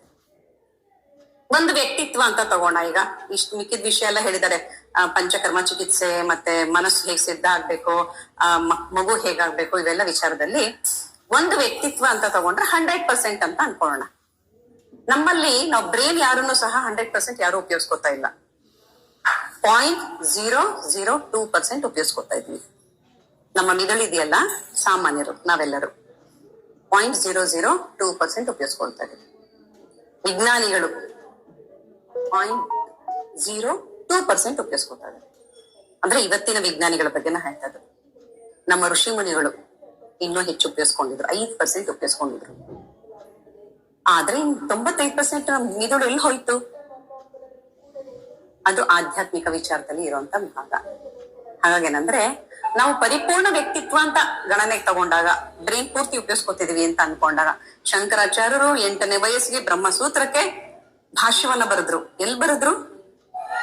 ಇವತ್ತು ನಾವು ಹೋಗ್ತೀವಲ್ಲ ಮಾನ ಅನ್ನೋ ಒಂದು ನಗರ ಏನಿದೆಯಲ್ಲ, ಒಂದು ಸಣ್ಣ ಗ್ರಾಮ, ಬದರಿಕಾಶ್ರಮದ ಹತ್ರ ಇರುವಂತ ಗ್ರಾಮದಲ್ಲಿ ಅವರು ಅಲ್ಲಿ ವ್ಯಾಸರು ಎಲ್ಲಿ ರಚನೆಯನ್ನ ಮಾಡಿದ್ರು ಆ ಸ್ಥಳದಲ್ಲಿ ನಿಂತು ಬ್ರಹ್ಮಸೂತ್ರಕ್ಕೆ ವ್ಯಾಖ್ಯಾನವನ್ನ ಬರೀತಾರೆ. ವ್ಯಾಸರು ದರ್ಶನವನ್ನ ಕೊಡ್ತಾರೆ ಅಪುಟ್ಟ ಬಾಲಕನಿಗೆ. 8 ವಯಸ್ಸಿಗೆ ಅದು ಸಾಧನೆ ಮಾಡ್ಲಿಕ್ಕೆ ಆಯ್ತು ಅವ್ರಿಗೆ. ಅಂತಹ ಮಗು ನನ್ನ ಮಗು ಆಗ್ಬೇಕು. ಅಬ್ದುಲ್ ಕಲಾಂ ಅವರು ಆ ಸ್ಪೇಸ್ ಸ್ಯಾಟಲೈಟ್ ಅನ್ನೋದೇನಿದೆ ಅದನ್ನ ನೀವು ಬಹುಶಃ ನೀವು ಯೂಟ್ಯೂಬ್ ಅಲ್ಲಿ ನೋಡಿದ್ರೆ ಅಥವಾ ಅದ್ರಲ್ಲಿ ನೋಡ್ತೀರಾ, ಸೈಕಲ್ ಮೇಲೆ ಇಟ್ಕೊಂಡು ಹೋಗೋದು ನಾವು ನೋಡ್ತೀವಿ. ಅವರು ಅಂದ್ರೆ ಅಷ್ಟು ಅವರಲ್ಲಿ ತುಡಿತಾ ಇತ್ತು, ನಾನು ಇದನ್ನ ಸಾಧನೆ ಮಾಡ್ಬೇಕು ಅನ್ನೋ ಒಂದು ತುಡಿತ ಅವರಲ್ಲಿ ಇತ್ತು. ಶಂಕರಾಚಾರ್ಯರು ಆಧ್ಯಾತ್ಮಿಕವಾಗಿ ಮಾಡಿದ್ರು, ಅಬ್ದುಲ್ ಕಲಾಂ ಅವರು ವೈಜ್ಞಾನಿಕವಾಗಿ ಮಾಡಿದ್ರು. ನಮ್ಮ ಮಗು ಆ ರೀತಿ ಆಗ್ಬೇಕು ಅನ್ನೋ ಕನಸು ನಮ್ಮಲ್ಲಿ ಇರ್ಬೇಕು. ಆ ಕನಸು ನಮ್ಮ ಮನಸ್ಸಿನಲ್ಲಿ ಇದ್ದಾಗ, ಆ ದಾಂಪತ್ಯ ನಿಮ್ಮಿಬ್ಬರ ಮನಸ್ಸು ಒಗ್ಗೂಡಿದಾಗ ಆ ಹುಟ್ಟುವಂತ ಮಗುವಿಗೆ ಅಂತಹ ಒಂದು ಗುಣವನ್ನ ಕೊಡ್ಲಿಕ್ಕೆ ಸಹಕಾರಿಯಾಗುತ್ತೆ. ಈಗ ತಾನೇ ಹೇಳಿದ್ರು, ಗುಣವನ್ನ ವರ್ಧನೆ ಮಾಡದೆ ಸಂಸ್ಕಾರ ಅಂತ ಹೇಳಿ ಡಾಕ್ಟರ್ ಶ್ರುತಿ ಅವರು ಹೇಳಿದ್ರು. ಆ ಭಾಗದಲ್ಲಿ ಸಂಸ್ಕಾರ ಅನ್ನೋದು ಬಹಳ ಅಗತ್ಯವಾಗಿ ಬೇಕಾಗುತ್ತೆ. ವಿವಾಹ ಅನ್ನೋ ಒಂದು ಭಾಗದಲ್ಲಿ ದಂಪತಿಗಳಿಗೆ ಸಂಸ್ಕಾರ ಆದ್ರೆ, ಗರ್ಭಾಧಾನ ಕ್ರಿಯೆ ಅಂತ ಏನ್ ಹೇಳ್ತಾರಲ್ಲ, ಅಂದ್ರೆ ಈ ಶೋಭಾನ ಕ್ರಿಯೆ ಅಂತ ಹೇಳಿದ್ರಲ್ಲ, ಅದು ಗ್ರಾಮಾಂತರ ಪ್ರದೇಶಗಳಲ್ಲೂ ಸಹ ಆಚರಣೆಯಲ್ಲಿ ಇತ್ತು. ಅದನ್ನ ಅವ್ರಿಗೇನ್ ಅಕ್ಷರಸ್ತ್ರ ಅಲ್ಲ, ಆದ್ರೂ ಅವ್ರು ಮಾಡ್ತಾ ಇದ್ರು. ನಾವ್ ಇವತ್ತೆಲ್ಲ ಅಕ್ಷರಸ್ಥರು. ಅದಕ್ಕೆ ನಮ್ದೆಲ್ಲ ಏನಂದ್ರೆ ಗರ್ಭಧಾನ ಸಂಸ್ಕಾರ ಎಲ್ಲಾಗತ್ತೆ, ಲಾಡ್ಜ್ ಅಲ್ಲಿ ಆಗತ್ತೆ, ಹನಿಮೂನ್ ಅಲ್ಲಿ ಆಗತ್ತೆ. ಇದು ಮಹಾ ತಪ್ಪು ನಾವು ಮಾಡ್ತಾ ಇರೋಂಥದ್ದು. ಲಾಡ್ಜ್ ಅಲ್ಲಿ ಯಾರ್ಯಾರು ಏನೇನ್ ಮಾಡಬಾರ್ದಂತ ಕೃತ್ಯಗಳನ್ನ ಮಾಡಿರ್ತಾರೆ, ಅಂತಹ ಜಾಗದಲ್ಲಿ ಹೋಗಿ ನಮ್ಮ ಯುವ ದಂಪತಿಗಳು ಅಲ್ಲಿ ಹೋಗಿ ಗರ್ಭಧಾರಣೆ ಆಗತ್ತೆ ಅಂದ್ರೆ ಅಲ್ಲಿ ಎಷ್ಟು ನೆಗೆಟಿವ್ ಎನರ್ಜಿ ಅಲ್ಲಿ ಕೆಲಸ ಮಾಡ್ತಾ ಇರತ್ತೆ. ಅದು ನನ್ನ ಮಗುವಿನ ಮೇಲೆ ಇನ್ಫ್ಲೂಯೆನ್ಸ್ ಆಗತ್ತಾ ಇಲ್ವಾ ಮೊದಲು ಯೋಚನೆ ಮಾಡಿ ನೋಡಿ. ಹಾಗಾಗಿ ಅಂಥ ಯಾವುದೋ ಗೊತ್ತಿಲ್ಲದ ಜಾಗದಲ್ಲಿ ಗರ್ಭಾಧಾನ ಕ್ರಿಯೆ ನಡೀಬಾರ್ದು. ತುಂಬಾ ಮನಸ್ಸಿನಲ್ಲಿ ಇಟ್ಕೊಳ್ಳಿ. ನಮ್ಮ ಮನೆಯಲ್ಲೇ ಆಗ್ಬೇಕು. ನಮ್ಮ ಮನೆ ಅಂತಂದ್ರೆ ಅರ್ಥ ಗಂಡನ ಮನೆ ಇರ್ಬೋದು ಅಥವಾ ಹೆಂಡತಿಯ ಮನೆ ಇರ್ಬೋದು. ಯಾಕೆಂದ್ರೆ ಪ್ರತಿನಿತ್ಯ ಆ ಮನೆಯಲ್ಲಿ ನಿತ್ಯ ಪೂಜೆ ನಡಿಬೇಕು, ಜಾಗಟೆ ಸದ್ದಾಗ್ಬೇಕು, ಶಂಖನಾದ ಆಗ್ಬೇಕು, ಗಂಟೆ ಸದ್ದಾಗ್ಬೇಕು, ಮಂತ್ರಗಳ ಪಠನ ಆಗಿರ್ಬೇಕು. ಆ ಪಾಸಿಟಿವ್ ವೈಬ್ರೇಷನ್ ಆ ಮನೆಯಲ್ಲಿ ಸದಾ ಇರಬೇಕು. ನಮ್ಮ ಬಾಯಲ್ಲಿ ಯಾವಾಗ್ಲೂ ಸಹ ಒಳ್ಳೆಯ ಮಾತುಗಳೇ ಆ ಮನೆಯಲ್ಲಿ ಆಡ್ತಾ ಇರಬೇಕು. ದೇವತೆಗಳು ಇರ್ತಾರಂತೆ ಮೇಲೆ, ಅವರು ನಾವೇನ್ ಮಾತಾಡ್ತಿರ್ತೀವೋ ಎಲ್ಲದಕ್ಕೂ ಅಸ್ತು ಅಸ್ತು ಅಂತಿರ್ತಾರಂತೆ. ಅಸ್ತು ದೇವತೆಗಳು ಅಂತಲೇ ಹೇಳ್ತಾರೆ ಅವರನ್ನ. ಹಾಗೆ ನಮ್ಮ ಮನೆಯಲ್ಲಿ ಇರುವಂತಹ ದೇವತೆಗಳು ನಾವು ಆಡುವಂತ ಮಾತುಗಳನ್ನೆಲ್ಲ ಸತ್ಯವಾಗ್ಲಿ ಸತ್ಯವಾಗ್ಲಿ ಅಂತ ಹಾರೈಸ್ತಾ ಇರ್ತಾರೆ. ಅಷ್ಟು ಶಕ್ತಿಶಾಲಿಯಾದಂತಹ ನಮ್ಮ ಮನೆಯನ್ನ ಬಿಟ್ಟು ನಾವು ಯಾವ್ದೋ ಲಾಡ್ಜ್ ಅಲ್ಲಿ ಯಾವ್ದೋ ನಿರ್ಜನ ಪ್ರದೇಶದಲ್ಲಿ ಗರ್ಭಧಾರಣೆಯ ಪ್ರಕ್ರಿಯೆಗೆ ನಾವು ಒಳಪಡ್ತೀವಿ ಅಂದ್ರೆ ಆ ದುಷ್ಟ ಪರಿಣಾಮಗಳು ನಮ್ಮ ಮಗುವಿನ ಮೇಲೆ ಎಷ್ಟು ಆಗಬಹುದು ಅನ್ನೋದನ್ನ ಯೋಚನೆ ಮಾಡಿ. ಹಾಗಾಗಿ ದಯವಿಟ್ಟು ನಾನು ನಿಮ್ಮಲ್ಲಿ ವಿನಂತಿಸ್ಕೊಳ್ಳೋದೇನಂದ್ರೆ ಅಂತಹ ಒಂದು ಕ್ರಿಯೆಗೆ ನೀವು ಮನಸ್ಸು ಮಾಡಬೇಡಿ. ಮನೆಯಲ್ಲಿ ಗರ್ಭಧಾರಣೆ ಆಗ್ಬೇಕು ಅನ್ನೋ ಒಂದು ಚಿಂತನೆಯಲ್ಲಿ ನೀವೆಲ್ಲರೂ ತೊಡಗಿಸ್ಕೊಳ್ಳಿ ಅಂತ. ದಶರಥ ಮಹಾರಾಜ ಪುತ್ರ ಕಾಮೇಷ್ಟಿ ಯಾಗ ಮಾಡಿ 4 ಪುತ್ರ ರತ್ನ ಪಡ್ಕೊಳ್ತಾನೆ. ಇವತ್ತಿಗೂ ನಾವು ಅವ್ರನ್ನ ಕಣ್ಣಲ್ಲಿ ಕಣ್ಣಿಟ್ಟು ಅವರನ್ನ ದೇವರು ಅಂತ ಪ್ರಾರ್ಥನೆ ಮಾಡಿ ಅವರನ್ನ ನಾವು ಪೂಜೆ ಮಾಡ್ತೀವಿ. ಭರತ ಎಂಥ ವ್ಯಕ್ತಿತ್ವ, ಲಕ್ಷ್ಮಣ ಎಂಥ ವ್ಯಕ್ತಿತ್ವ. ಆ 4 ಮಕ್ಕಳಲ್ಲಿ ಯಾವತ್ತಾರು ದಾಯಾದಿ ಕಲಹಗಳು ಬಂದಿದ್ದು ಕಂಡಿದೀವ ನಾವು? ಇಲ್ಲ. ಅಂತಹ ಸಂಪತ್ತು ಕೊಟ್ಟವ್ರು ಯಾರು? ದಶರಥ ಮಹಾರಾಜ. ಪುತ್ರ ಕಾಮೇಷ್ಟಿ ಯಾಗ ಮಾಡಿ ಮಾಡ್ದ. ನಮ್ಮ ಸಂಸ್ಕಾರಗಳಲ್ಲಿ ಹೇಳ್ತಾರೆ ಗರ್ಭಾಧಾನ ಸಂಸ್ಕಾರ ಅಂತ ಮಾಡ್ಬೇಕಾದ್ರೆ ಒಂದು ಸಣ್ಣದಾದ ನಮ್ಮನ್ವಂತವರೆಲ್ಲ ಸಣ್ಣದಾದಂತ ಪ್ರಜನನ ಹೋಮ ಅಂತ ಹೇಳ್ತಾರೆ. ಪುತ್ರಿಯ ವಿಧಾನದಲ್ಲಿ ಸುಶ್ರುತಾಚಾರ್ಯರು ಸ್ಪಷ್ಟ ಹೇಳ್ತಾರೆ, ಪುತ್ರಿಯ ವಿಧಾನದಲ್ಲಿ ಹೋಮವನ್ನ ಮಾಡಿ ಮಕ್ಕಳನ್ನ ಪಡಿಬೇಕು ಅಂತ ಹೇಳ್ತಾರೆ. ಮತ್ತೆ ಎಷ್ಟು ಸ್ಪಷ್ಟವಾಗಿ ಹೇಳಿದ್ದಾರೆ. ಸೈಂಟಿಫಿಕ್ ಅಂತ ಪದ ಖಂಡಿತ ನಾನು ಬಳಸೋದಿಲ್ಲ, ಯಾಕಂದ್ರೆ ಆ ಸೈಂಟಿಫಿಕ್ ದೃಷ್ಟಿಯನ್ನ ಬಿಟ್ಟು ಮೀರಿ ನೋಡಿದಂತಹ ಋಷಿ ಮುನಿಗಳವರೆಲ್ಲ ಆ ಮಗುವಿನ ಮನಸ್ಸನ್ನ ಅರಳಿಸ್ಲಿಕ್ಕೆ ಸಹಕಾರಿಯಾಗಿರುತ್ತೆ. ಹಾಗಾಗಿ 20 ಮಗು ಹುಟ್ಟೋಕು ಮುಂಚೆ 30% ನಿಮ್ಮ ಮನಸ್ಸು, ನಿಮ್ಮ ದೇಹದ ಪರಿಸ್ಥಿತಿ, ನಿಮ್ಮ ದೈವಿ ಶಕ್ತಿ, ನಿಮ್ಮ ಮೇಲೆ ಅನುಗ್ರಹ, ಇವೆಲ್ಲ 30% ಕೆಲಸ ಮಾಡುತ್ತೆ.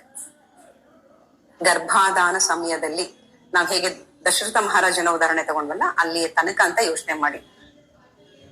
ನಮ್ಗೆ ಅಷ್ಟು ದೊಡ್ಡದಾದಂತಹ ಹೋಮ ಹವನ ಮಾಡಕ್ಕೆ ಅನುಕೂಲತೆ ಇಲ್ಲ ಅನ್ಕೊಂಡ್ರೆ ಮನೆ ದೇವ್ರಿಗೆ ಹೋಗಿ ಬನ್ನಿ. ಒಂದು ಸಣ್ಣದಾದಂತ 5 ಜನ ಮುತ್ತೈದರನ್ನ ಕರೆದು ಒಂದ್ ಲಲಿತಾ ಸಹಸ್ರನಾಮ ಹೇಳ್ಸಿ, ಒಂದ್ ವಿಷ್ಣು ಸಹಸ್ರನಾಮವನ್ನ ಹೇಳ್ಸಿ, 5 ಜನ ಮುತ್ತೈದರಿಗೆ ಕುಂಕುಮವನ್ನ ಕೊಡಿ. ದೈವಿ ಅನುಗ್ರಹ ಸಿಗ್ಲಿಕ್ಕೆ ನೀವ್ ಯಾವ್ದು ಬೇಕಾದ್ರೂ ಮಾರ್ಗವನ್ನ ಹುಡ್ಕೊಳ್ಬಹುದು.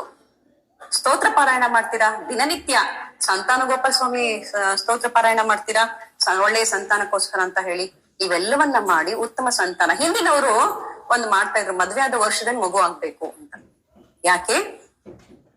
ಇವತ್ತು ನಾವೆಲ್ಲ ಪ್ಲಾನಿಂಗ್ ನಾವಿಬ್ರು ಅರ್ಥ ಮಾಡ್ಕೊಂಡ್ಮೇಲೆ ಆಮೇಲೆ ನಾನು ಪ್ರಮೋಷನ್ ಆಗ್ಬೇಕು, ನಾ ಈಗ ತಾನೇ ಮನೆ ಕಟ್ಟಿದೀನಿ, ಅದು ಇದು ಅಷ್ಟು ಲೋನ್ ಇದೆ, EMI ಕಟ್ತಾ ಇದೀನಿ. ಖಂಡಿತ ಅವೆಲ್ಲ ನೆಪ ಹಾಕ್ಬೇಡಿ. ಆಮೇಲೆ ಪಶ್ಚಾತ್ತಾಪ ಪಡ್ತೀರಾ. 5 ವರ್ಷ ಆಯ್ತಾ, ನಿಮ್ಮಲ್ಲೇ ಯಾರು ಹೇಳ್ಬೇಕಾಗಿಲ್ಲ ಮಕ್ಕಳಾಗ್ಲಿಲ್ವಾ ಅಂತ ನಿಮ್ಮಲ್ಲೇ ಶುರು ಆಗುತ್ತೆ ಕೊರಗು. ಏನ್ ಮಾಡ್ತೀರಿ? ಎಷ್ಟು ದಿವಸ ಅಂತ ನೀವಿಬ್ರೇ ಇರ್ತೀರಾ? ಆಮೇಲೆ ಅನ್ಸಕ್ ಶುರು ಆಗುತ್ತೆ, ಛೇ ಅಪ್ಪ ಅಮ್ಮ ಹೇಳ್ದೋದ್ರು ನಿಮ್ಗೆ ಅನ್ಸಕ್ ಶುರು ಆಗುತ್ತೆ.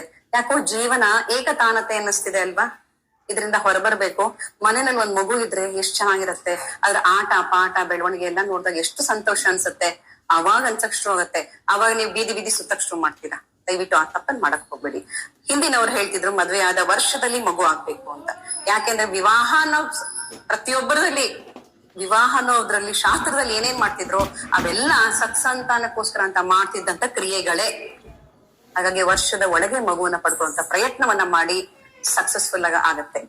ಮತ್ತೆ ಆಗ ತಾನೇ ನಿಮ್ಮ ದೇಹನೂ ಸಹ ಅದಕ್ಕೆ ಸಿದ್ಧವಾಗಿರುವಂತ ಸಮಯ.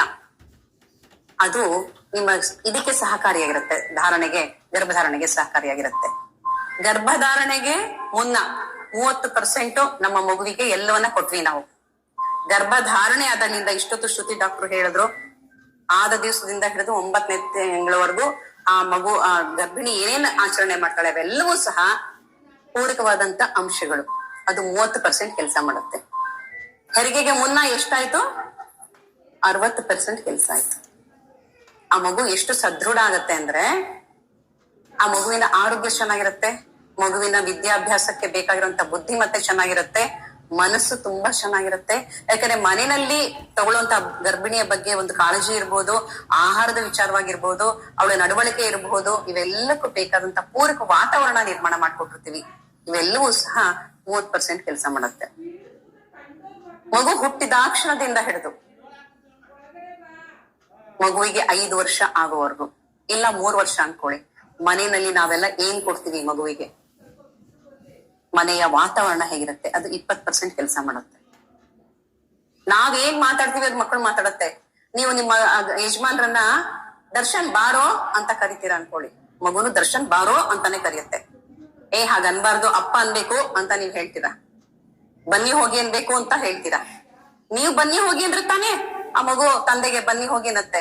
ನೀವೇ ಬಾರೋ ಹೋಗೋ ಅಂತ ನಾನೇ ತಾಯಿಯಾಗಿ ನನ್ನ ಹತ್ರ ಮಾತಾಡ್ತಿದ್ದಾಗ ಆ ಮಗು ಹೇಗೆ ಹೇಳುತ್ತೆ ಹೇಳಿ?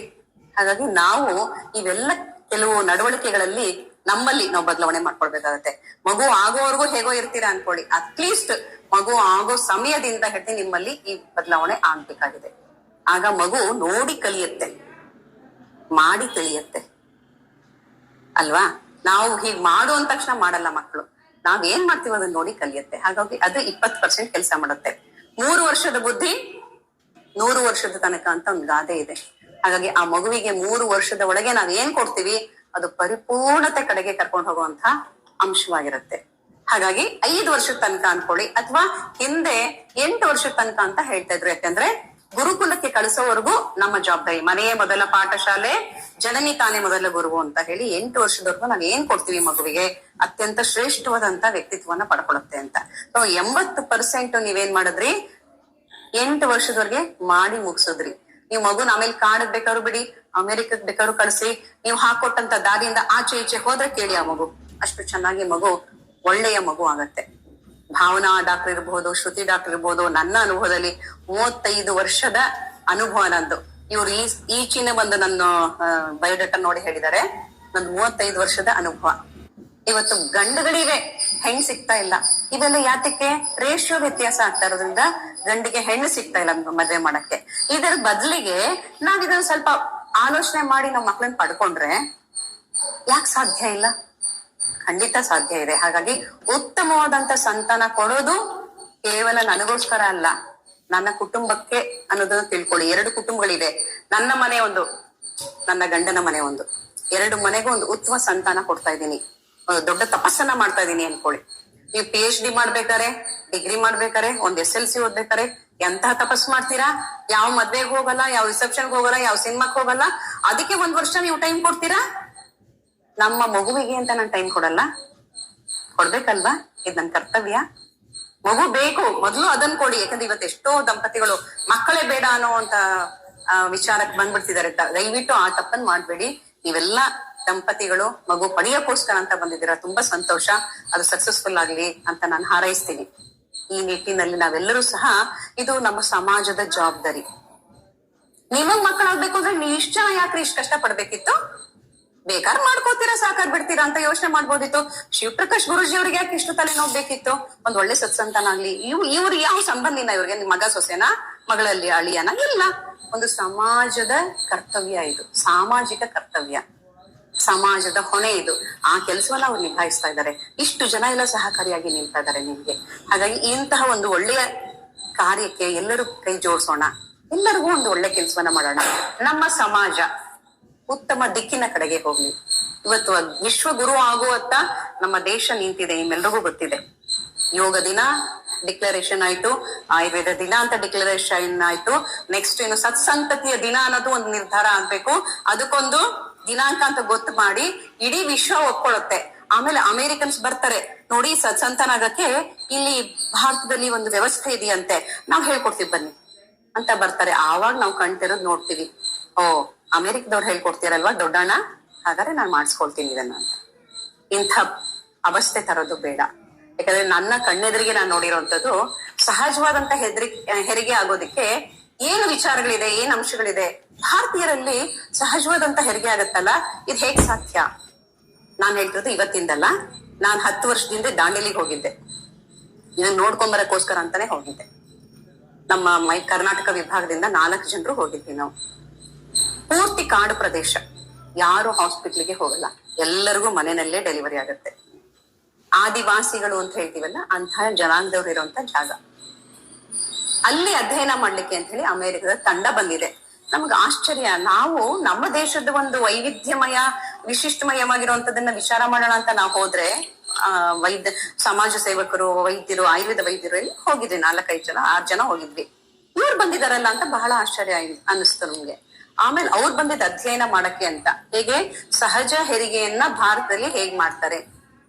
ಇಲ್ಲಿಟ್ರೇಟ್ಸ್ ಅಂತ ಅನ್ಕೊಂಡಿರುವಂತವ್ರು, ನನಗೇ ನೆನಪಿದೆ, ನನ್ನ ಅಜ್ಜಿ ಇಲ್ಲಿಟ್ರೇಟ್, 6ನೇ ವಯಸ್ಸಿಗೆ ವಿಧವೆ ಆದಂತ ಹೆಣ್ಮಗಳು.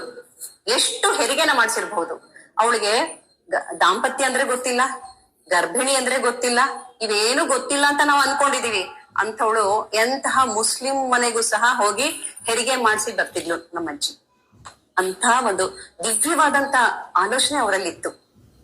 ಆ ನಿಟ್ಟಿನಲ್ಲಿ ಕೆಲಸ ಮಾಡ್ತಾ ಇದ್ರು ನಮ್ಮ ಭಾರತೀಯರು, ಹಿರಿಯರೆಲ್ಲ. ಹಾಗೇನೆ ದಾಂಡೇಲಿನಲ್ಲಿ ಅತ್ಯಂತ ಹಿಂದುಳಿದವರು ಅಂತ ನಾವ್ ಅನ್ಕೊಂಡಿದೀವಿ, ಆದ್ರೆ ಅತ್ಯಂತ ಮುಂದಿರುವಂತಹ ಜನಾಂಗ ಅವರು ಹೇಗೆ ಸಹಜವಾದಂತ ಹೆರಿಗೆ ಮಾಡ್ಲಿಕ್ಕೆ ಸಾಧ್ಯ ಅಂತ ಅದ್ರ ಬಗ್ಗೆ ಅವರು ಅಧ್ಯಯನ ಮಾಡಕ್ ಬಂದಿದ್ದಾರೆ. ಅಂದ್ರೆ ಬಹುಶಃ ಇನ್ನೊಂದು 10 ವರ್ಷದಲ್ಲಿ ಒಂದು ಬುಕ್ ಬರೀತಾರೆ, ನಾವು ಕೈ ಕೊಡ್ತಾರೆ. ಹಾಗಾಗಿ ನಾನ್ ನಿಮ್ಮಲ್ಲಿ ಆಶಿಸೋದು ಒಂದೇನೆ, ನಮ್ಮ ಮಗು ಪರಿಪೂರ್ಣ ಮಗು ಆಗ್ಬೇಕು, ಬುದ್ಧಿವಂತ ಮಗು ಆಗ್ಬೇಕು. ವಿವೇಕಾನಂದರು ಈ ವಿಚಾರವಾಗಿ ಹೇಳ್ತಾರೆ. ಒಮ್ಮೆ ಬೇರೆ ದೇಶಕ್ಕೆ ಹೋದಾಗ ಹೇಳ್ತಾ ಇರುತ್ತೆ, ನಿಮ್ಗೆ ಪದ್ಮಾಸನ ಹಾಕ್ಸಕ್ ನಾನು ಪ್ರಾಕ್ಟೀಸ್ ಮಾಡಿಸ್ತೀನಿ, 15 ದಿವಸ ಅಭ್ಯಾಸ ಮಾಡ್ಬೇಕು ಅಂತ ಹೇಳ್ತಾರೆ. ಆದ್ರೆ ನಮ್ಮ ಭಾರತೀಯ ಮಕ್ಕಳಿಗೆ ನಾವು ಹೇಳದೆಲ್ಲ 2 ಸೆಕೆಂಡ್ ಅಲ್ಲಿ ಹಾಕ್ಬಿಡ್ತಾರೆ ನಮ್ಮ ಮಕ್ಕಳು ಅಂತ ಹೇಳ್ತಾರೆ. ಯಾಕಂದ್ರೆ ರಕ್ತಗತವಾಗಿ ಬಂದಿದೆ ನಮ್ಮ ಮಕ್ಕಳಿಗೆ. ಪದ್ಮಾಸನ ಹಾಕೋದಾಗ್ಲಿ, ನೆಲದ ಮೇಲೆ ಕೂತ್ಕೊಳ್ಳೋದಾಗ್ಲಿ, ಇದೆಲ್ಲ ತನ್ನಿಂದ ತಾನೇ ಸ್ವಾಭಾವಿಕವಾಗಿ ರಕ್ತಗತವಾಗಿ ಬಂದಿರುವಂತ ವಿಚಾರ. ಹಾಗಾಗಿ ಆ ರೀತಿಯಾಗಿ ನಮ್ಮಲ್ಲಿ ಇದು ಯಾವ್ದು ಕಷ್ಟ ಇಲ್ಲ, ಸ್ವಲ್ಪ ಪ್ರೇರಣೆ ಬೇಕು, ಪುಷ್ ಬೇಕಷ್ಟೇನೆ. ಆ ಪುಷ್ ಕೊಡುವಂತ ಕೆಲಸ ಎಲ್ಲ ಹಿರಿಯರು ಮಾಡ್ತಾ ಇದಾರೆ. ಅದಕ್ಕೆಲ್ಲರಿಗೂ ಸಹ ನಿಮ್ಮ ಸಹಕಾರವಿರ್ಲಿ. ನಿಮ್ಮ ಮನೆಗೆ ಒಂದು ಉತ್ತಮ ಮಗು ಬಂತು ಅಂತಂದ್ರೆ, ಒಂದೊಂದು ಮನೆಯಲ್ಲಿ ಒಂದೊಂದು ಉತ್ತಮ ಮಗು ಆಯ್ತು ಅನ್ಕೊಳ್ಳಿ, ಆ ಮಗು ನನ್ನ ಹತ್ರ ಬರ್ತಾರಲ್ಲ, ಕರ್ಕೊಂಡ್ ಬರ್ತಾರೆ. ನನ್ನ ಹತ್ರ 35 ವರ್ಷದಿಂದ ಬಂದು ಟ್ರೀಟ್ಮೆಂಟ್ ತಗೊಂಡವ್ರಿದ್ದಾರೆ. ಗರ್ಭ ಸಂಸ್ಕಾರದ ಮೂಲಕನೇ ಮಗು ಪಡ್ಕೊಂಡಿರೋರು. ಅವ್ರ ಮಕ್ಕಳು ಬಂದಿದ್ದಾರೆ, 2nd ಜನರೇಷನ್, 3rd ಜನರೇಷನ್ ಮಕ್ಕಳು ನನ್ನ ಹತ್ರ ಬರ್ತಾ ಇದಾರೆ. ಅವ್ರನ್ನ ನೋಡಿದಾಗ ನಾನು ಎತ್ಕೊಂಡು ಎಲ್ಲ ಓಡಾಡ್ಸ್ಕೊಂಡು ಹೋಗ್ತೀನಿ, ಅಜ್ಜಿ ಅಂತ ಕರೆಯುತ್ತೆ. ನಮ್ಗೆ ಬಹಳ ಸಂತೋಷ ಆಗತ್ತೆ. ಅವಾಗ ಎತ್ಕೊಂಡು ಓಡಾಡ್ತೀನಿ, ಕ್ಲಿನಿಕ್ ಭರ್ತಿ ಓಡಾಡ್ತೀನಿ. ನಮ್ ಕ್ಲಿನಿಕ್ ಒಂದು ಸ್ವಲ್ಪ ದೊಡ್ಡದಾಗಿದೆ, ಮನೆ ತಗೊಂಡ್ ಮಾಡ್ಕೊಂತೀವಿ. ಎಲ್ಲಾರ್ಗು ಹೇಳ್ತೀವಿ, ಇದು ನಮ್ದು ಆಯುರ್ವೇದ ಬೇಬಿ ಕಣ್ರಿ, ಆಯುರ್ವೇದ ಬೇಬಿ ಕಣ್ರಿ ಅಂತ ಹೇಳ್ತಾರೆ. ಅಷ್ಟು ಸಂತೋಷ ಆಗತ್ತೆ ನಮ್ಗೆ ಅವ್ರನ್ನ ನೋಡಿದಾಗ. ಆ ತರ ಸಂತೋಷ ಪಡುವಂತ ಮನಸ್ಥಿತಿ ನಮ್ಮ ಆಯುರ್ವೇದದವ್ರು ಇರ್ತಾರೆ. ಯಾವ್ದಾದ್ರು ಅಲೋಪತಿ ಡಾಕ್ಟರ್ ಹತ್ರ ಹೋಗಿ ಇನ್ಫರ್ಟಿಲಿಟಿ ಟ್ರೀಟ್ಮೆಂಟ್ ಮಾಡಿರ್ತಾರಲ್ಲ, ಅವ್ರು ನೀವ್ ಯಾರು ಅಂತಾನೆ ಗುರ್ಸಲ್ಲ, ನಿಮ್ ಮಗು ಯಾವ್ದು ಅಂತಾನೆ ಗೊತ್ತಿಲ್ಲ ಅವ್ರಿಗೆ. ಹೌದಾ, ಸರಿ ಬಿಡಿ, ಇಷ್ಟೇ ಅವ್ರದ್ದು ರೆಸ್ಪಾನ್ಸ್. ಹಾಗಾಗಿ ನಾನು ಅವ್ರನ್ನ ಟೀಕೆ ಮಾಡ್ತಿದೀನಿ ಅಂತ ದಯವಿಟ್ಟು ಭಾವಿಸ್ಬೇಡಿ. ನಮ್ಮದೇನಿದೆ, ನಮ್ಮ ಶ್ರೇಷ್ಠತನ ಏನಿದೆ ಅದನ್ನ ಅರ್ಥ ಮಾಡ್ಕೊಂಡು ಅದರಂತೆ ನಾವು ನಡೆಯೋಣ. ಹಾಗೆ ನಮ್ಮ ಕುಟುಂಬ ಚೆನ್ನಾಗಾಯ್ತು ಅಂದ್ರೆ ನಮ್ಮ ಸಮಾಜ ಚೆನ್ನಾಗಾಗತ್ತೆ, ತನ್ಮೂಲಕವಾಗಿ ನಮ್ಮ ದೇಶ ಸದೃಢ ಆಗತ್ತೆ. ಇದು ನಮಗ್ ಬೇಕಾಗಿರುವಂತದ್ದು. ಅದರ ಕಡೆಗೆ ನಿಮ್ಮೆಲ್ಲರ ಹೆಜ್ಜೆ, ಒಂದೊಂದು ಹೆಜ್ಜೆಯಿಂದ ನಮ್ಮ ಪಯಣ ಪ್ರಾರಂಭ ಆಗತ್ತೆ. ಗುರಿ ತಲುಪಲಿಕ್ಕೆ ಎಷ್ಟೋ ಸಮಯ ಬೇಕು. ಆ ಸಮಯವನ್ನ ನಾವು ಸರಿಯಾದ ರೀತಿನಲ್ಲಿ ಹಿರಿಯರ ಮಾರ್ಗದರ್ಶನದೊಂದಿಗೆ ಹೋದಾಗ ನಿಮ್ಮ ಮಗು ಖ್ಯಾತಿ ತಂದ್ಕೊಡುತ್ತೆ. ಒಂದ್ ಮಾತು ಹೇಳ್ತಾರೆ, ಗುರು ಏನು ಅಂತಂದ್ರೆ, ಇನ್ನೇನ್ ಗುರು ಪೂರ್ಣಿಮಾ ಹತ್ರ ಬರ್ತಾ ಇದೆ. ಶಿಷ್ಯ ಆದವನು ಗುರುವನ್ನ ಸೋಲಿಸ್ಬೇಕಂತೆ, ಆಗ್ಲೇ ಗುರುವಿಗೆ ಒಂದು ಸಂಭ್ರಮ. ಹಾಗೆ ಮಕ್ಕಳಿಂದ ನಾವು ಪ್ರಖ್ಯಾತಿ ಪಡಿತೀವಲ್ಲ. ಈ ಮಗುವಿನ ತಾಯಿ ಕಣ್ರಿ ಇವರು. ಈ ಮಗು ಇದೆಯಲ್ಲ, ಇದ್ರದ್ದು ಏನು ಮಗು ಹೆಸರು? ಪಿಯೂಷ್. ಇಂಥ ಒಳ್ಳೆ ಹೆಸರು, ಅಮೃತ. ಪಿಯೂಷ್ ಅವ್ರ ತಾಯಿ ಅಂತ ಈ ಮಗು 30 ವರ್ಷಕ್ಕೆ ಬಂದಾಗ ಹೇಳ್ತಾರೆ. ಆವಾಗ ತಾಯಿಗೆ ಎಷ್ಟು ಖುಷಿ ಆಗತ್ತೆ ಅಂದ್ರೆ, ಮಗುವಿನಿಂದ ಪ್ರಖ್ಯಾತಿ ಪಡಿತಾರಲ್ಲ, ಅದು ಅಲ್ಟಿಮೇಟ್ ಎಂಜಾಯ್ಮೆಂಟ್. ನಮ್ಮ ಭಾರತೀಯರ ಚಿಂತನೆ ಇದು. ಅಂಥದ್ರ ಕಡೆಗೆ ನಿಮ್ಮ ಪಯಣವಾಗ್ಲಿ, ಅಂತಹಕ್ಕೆ ನಮ್ಮೆಲ್ಲರ ಸಹಕಾರ, ನಮ್ಮ ಸಮಾಜದ ಇದು ಕರ್ತವ್ಯ ಇದು. ಹಾಗಾಗಿ ನಾವೆಲ್ಲರೂ ಸಹ ನಿಮ್ ಜೊತೆ ಕೈ ಜೋಡಿಸ್ತೀವಿ. ಮಾಧ್ಯಮದವರು ಸಹ ಕೈ ಜೋಡಿಸ್ತಾ ಇದ್ದಾರೆ. ಎಲ್ಲರಿಗೂ ಸಹ ಈ ವಿಷಯ ತಲುಪಲಿ. ಅನೇಕ ದಂಪತಿಗಳು ಇದರಲ್ಲಿ ಪಾಲ್ಗೊಂಡು ಈ ಒಂದು ಸದೃಢ ಭಾರತದ ನಿರ್ಮಾಣಕ್ಕೆ ನಾವೆಲ್ಲರೂ ಸಹಕಾರ ಕೊಡ್ತೀವಿ ಅಂತ ನಮ್ಮ ಭರವಸೆಯನ್ನ ಕೊಡ್ತಾ, ನಿಮ್ಮೆಲ್ಲರಿಗೂ ಒಳ್ಳೇದಾಗ್ಲಿ ಅಂತ ಭಾವಿಸ್ತಾ, ಇದಕ್ಕೆ ಅವಕಾಶ ಮಾಡಿಕೊಟ್ಟಂತ ಶಿವಪ್ರಕಾಶ್ ಗುರೂಜಿ ಅವರಿಗೂ ಸಹ ಧನ್ಯವಾದಗಳನ್ನ ಹೇಳ್ತೀನಿ. ನಮಸ್ಕಾರಗಳು, ಧನ್ಯವಾದಗಳು. ಇವರಿಗೂ ಸಂತಾನದ ಮಹತ್ವವನ್ನ ನಾವು ಮದುವೆ ಆದ ತಕ್ಷಣ ಮಕ್ಕಳನ್ನ ಪಡ್ಕೊಂಡ್ರೆ ಒಳ್ಳೆಯದು ಅನ್ನುವುದನ್ನ ಮತ್ತು ಪೋಸ್ಟ್ಪೋನ್ ಮಾಡಿದ್ರೆ ಪ್ರಾಯಶ್ಚಿತ್ತವನ್ನ ಬಿಡಬೇಕಾಗುತ್ತೆ ಅನ್ನೋದು ಎಚ್ಚರಿಕೆ. ಸಾಕಷ್ಟು ವರ್ಷಗಳಿಂದ ಒಂದು ಗರ್ಭ ಸಂಸ್ಕಾರದಲ್ಲಿ ಅನ್ಯಜನರು ತುಂಬಾ ಜನ ತಿಳಿಸ್ತಾರೆ. ಅವರು ಸಹ ನಾನು ಹೃದಯಪೂರ್ವಕ ಧನ್ಯವಾದಗಳನ್ನು ತಿಳಿಸ್ತೀನಿ. ಮುಂದಿನ ದಿನಗಳಲ್ಲೂ ನಮಗೆ ಮಾರ್ಗದರ್ಶಕರಾಗಿ ಕಾರ್ಯನಿರ್ವಹಿಸಬೇಕು ಅಂತ ಅವರಿಗೆ ಹೇಳ್ಕೊಟ್ಟ, ಈಗ ಈ MSc ಯೋಗ ಮಾಡುವಂಥದ್ದು, ಪೋಸ್ಟ್ ನಟಲ್ ಮಾಡುವಂಥದ್ದು ಅನುಭವಗಳನ್ನ ಮುಂದೆ ಹಂಚಿಕೊಟ್ಟು. ನಮಸ್ತೆ ಎಲ್ಲರಿಗೂ. ನನ್ನ ಹೆಸರು ಲಕ್ಷ್ಮಿ ಅಂತ ಹೇಳಿ. ಈಗಾಗ್ಲೇ ಎಲ್ಲರೂ ಎಲ್ಲಾ ವಿಷಯಗಳನ್ನು ಮುಗಿಸಿದ್ದಾರೆ. ಇನ್ನು ನನ್ನ ಪಾತ್ರ ಬಂದು ಯೋಗ ಹೆಂಗೆ ಹೆಲ್ಪ್ ಆಗತ್ತೆ, ಕನ್ಸೆಪ್ಷನ್ ಆಗ್ಲಿ, ಕನ್ಸೆಪ್ಷನ್ ಆಗ್ಲಿ, ಆಫ್ಟರ್ ಕನ್ಸೆಪ್ಷನ್ ಆಗ್ಲಿ, ಪೋಸ್ಟ್ ಪಾರ್ಟಮಲ್ ಆಗ್ಲಿ, ಹೇಗೆ ಯೋಗ ಹೆಲ್ಪ್ಫುಲ್ ಆಗತ್ತೆ, ಮತ್ತೆ ನಮ್ಮ ದೈಹಿಕ ಆರೋಗ್ಯನ ಹೆಂಗೆ ಕಂಡ್ಕೊಬಹುದು ಅನ್ನೋದನ್ನ ನಾವು ಈ ಶಿಬಿರದಲ್ಲಿ 31 ದಿವಸ ಏನು ಶಿಬಿರ ಇದೆ ಅದರಲ್ಲಿ ನಾವು ಹೇಳ್ಕೊಡ್ತಾ ಹೋಗ್ತೀವಿ. ಇದು ಎಲ್ಲರಿಗೂ ನನ್ಗೆ ಈ ಮಾತನಾಡೋದಕ್ಕೆ ಅವಕಾಶ ಕೊಟ್ಟಿದ್ದಕ್ಕೆ ಧನ್ಯವಾದ. ಮಾಡಿದಂತ ಲಕ್ಷ್ಮಿಯವರು ವಂದನೆಗಳು. ಮತ್ತೆ ಇದಾದ್ಮೇಲೆ ನಿಮ್ಮಿಂದ ಪ್ರಶ್ನೋತ್ತರ ಕಾರ್ಯಕ್ರಮ ಸಹ ಇರುತ್ತೆ. ಯಾರಿಗತ್ತ ಪ್ರಶ್ನೆ ಕೇಳ್ಬೋದು. ಮತ್ತು ಮಾಧ್ಯಮದವರು ಮುಖಾಂತರ ತಮ್ಮಲ್ಲಿ ಮನವಿ ಮಾಡ್ಕೊಳ್ಳೋದು ಅಂದ್ರೆ, ಯಾರು ಈ ದೃಶ್ಯವನ್ನ ನೋಡ್ತಾ ಇದ್ದೀರಾ ಅವರೆಲ್ಲರಲ್ಲೂ ಒಂದು ವಿನಂತಿ. 3ನೇ ತಾರೀಕಿಂದ ನಮ್ಮ 31 ದಿನಗಳ ಗರ್ಭ ಸಂಸ್ಕಾರದ ಪ್ರಯಾಣ ಶುರು ಆಗ್ತದೆ. ಮತ್ತು ಮೊದಲನೇ ದಿನ ಅದು ಪಂಚಮಿ ಬರುತ್ತೆ, ಒಳ್ಳೆಯ ದಿನ. ಮತ್ತು ಅವತ್ತು ಸಂಜೆ 5:15 ಹೋಮದಿಂದ ಈ ಕಾರ್ಯಕ್ರಮ ಪ್ರಾರಂಭ ಆಗುತ್ತೆ. ಆ ಹೋಮಕ್ಕೆ ಎಲ್ಲರೂ ಸಹ ಆನ್ಲೈನ್ ಬರ್ಬೋದು, ಆಫ್ಲೈನ್ ಸಹ ಬರ್ಬೋದು. ಎಲ್ಲರಿಗೂ ಅವಕಾಶವನ್ನ ಇದೆ. ಮತ್ತೆ ಇದನ್ನ ನಿಮ್ಮ ಸ್ನೇಹಿತರು, ಬಂಧುಗಳು ಎಲ್ರಿಗೂ ತಿಳಿಸಿ. ಮತ್ತೆ ಈ ಗರ್ಭ ಸಂಸ್ಕಾರದ ಒಂದು ಪ್ರಚಾರವನ್ನ ಹೆಚ್ಚೆಚ್ಚು ಮಾಡಬೇಕು ಅನ್ನುವಂಥ ದೃಷ್ಟಿಯಿಂದ ಪರಮಹಂಸ ಯೋಗ ಮಹಾವಿದ್ಯಾಲಯ ತನ್ನದೇ ಆದಂತ ಕಾರ್ಯವನ್ನ ಮಾಡ್ತಾ ಇದೆ ಅಂತ ಹೇಳಲಿಕ್ಕೆ ಹೆಮ್ಮೆ ಪಡುತ್ತೆ. ಈಗಾಗಲೇ ಅನೇಕ ಜನ ಗೈನಕಾಲಜಿ ಡಾಕ್ಟರ್ಗಳನ್ನ ಭೇಟಿ ಮಾಡಿ ಅವ್ರ ಮುಖಾಂತರ ಇನ್ನು ಹೆಚ್ಚೆಚ್ಚು ಸಂಖ್ಯೆಯಲ್ಲಿ ನಮಗೆ ಜನನ್ನ ಕಳಿಸ್ಕೊಡಿ ಅಂತ ಹೇಳಿ ಅವರಲ್ಲಿ ಮನವಿ ಮಾಡ್ಕೊಂಡಿದ್ದೀವಿ. ಮುಂದಿನ ದಿನಗಳಲ್ಲಿ ಇನ್ನು ಹೆಚ್ಚಿನ ಸಂಖ್ಯೆಯಲ್ಲಿ ಇಲ್ಲಿ ನಮ್ಮ ಜೊತೆ ಜನಗಳು ಸೇರ್ತಾರೆ ಅಂತ ಒಂದು ಆಶಾಭಾವನೆ ಇದೆ. ಮತ್ತು ಸಮಾಜದಲ್ಲಿ ಒಂದು ಒಳ್ಳೆಯ ಕಾರ್ಯ ಮಾಡಲಿಕ್ಕೆ ಅವಕಾಶವನ್ನ ಸಿಗುತ್ತೆ. ಮತ್ತು ಅವರೊಂದು ತೆಂಗಿನ ಮರದ ಇದನ್ನ ಕೊಟ್ಟು ಉದಾಹರಣೆನ ನಾವು ಮಾಡ್ತಾ ಇರುವಂತಹದ್ದು, ಸಮಾಜಕ್ಕೆ ತೆಂಗಿನ ಮರದ ಉದಾಹರಣೆಯನ್ನ ಕೊಡ್ತಾ ಇದ್ವಿ.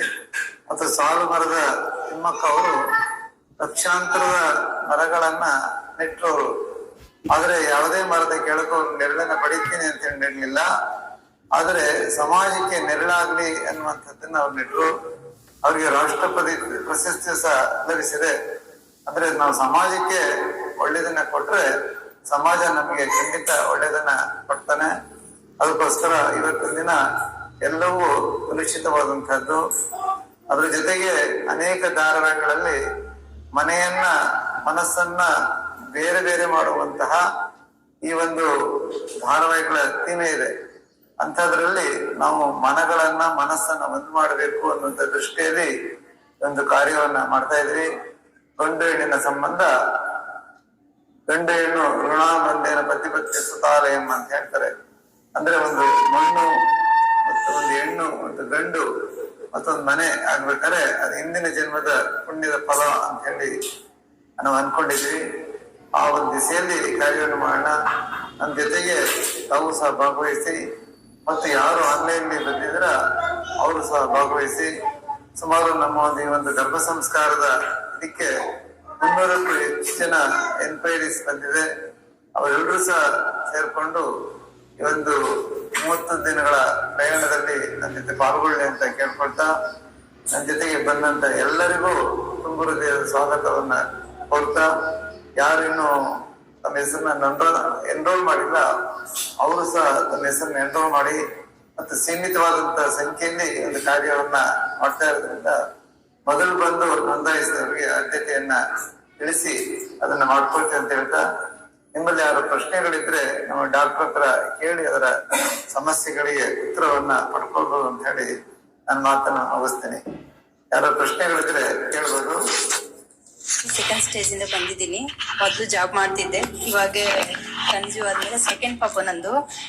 ನಮ್ಗೆ ಮುಂಚೆ ಹಂಗೆ ಕೇಳ್ತಿದ್ವಿ ಕಿವಿಯಿಂದ, ಗರ್ಭ ಸಂಸ್ಕಾರ ಅಂದ್ರೆ ಏನು, ಹಂಗೆ ನಮ್ಮ ಅಜ್ಜಿ ಹೇಳ್ತಿದ್ರು, ಪ್ರೆಗ್ನೆಂಟ್ ಇದ್ದಾಗ ಬುಕ್ಸ್ ಓದ್ಬೇಕು, ಚರಿತ್ರೆ ಓದ್ಬೇಕು, ಚೆನ್ನಾಗಿರೋ ತಿನ್ಬೇಕು, ಮತ್ತೆ ಯಾರಾದ್ರೂ ಪೂಜೆ ಮಾಡ್ತಿರ್ಬೇಕಾದ್ರೆ ನಾವು ಆಚಾರ್ಯರು ಪೂಜೆ ಮಾಡ್ತಿರ್ಬೇಕಾದ್ರೆ ಮುಂದೆ ಕುತ್ಕೋಬೇಕು, ನೀನ್ ಮಾಡ್ಬೇಡ, ಮುಂದೆ ಕುತ್ಕೊಂಡು ಅವ್ರು ಹೇಳೋ ಮಂತ್ರನ ಕೇಳ್ಬೇಕು ಅದಿದು ಅಂತಂದ್ರು.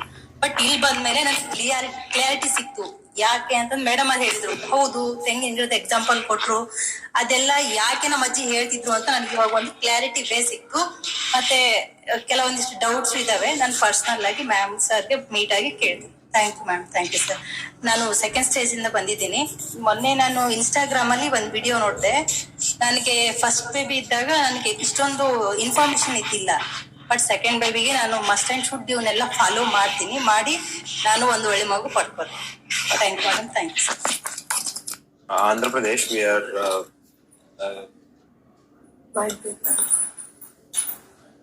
my wife is actually learning yoga here, so we are planning for delivery, planning for family. So we thought we'll come to this program and we'll get to know so many. We are from Jyoti Nagara. I'm Ram Sai and she is Bhargavi. She's my wife, and we have come all the way from Siddhartha Layout, Jyoti Nagara, and nature for payment. Okay, I'm working in income tax department as income tax inspector here in Mysore in Nazarbad. So we are planning for a family and we are looking for good knowledge so that we could plan our next generation accordingly.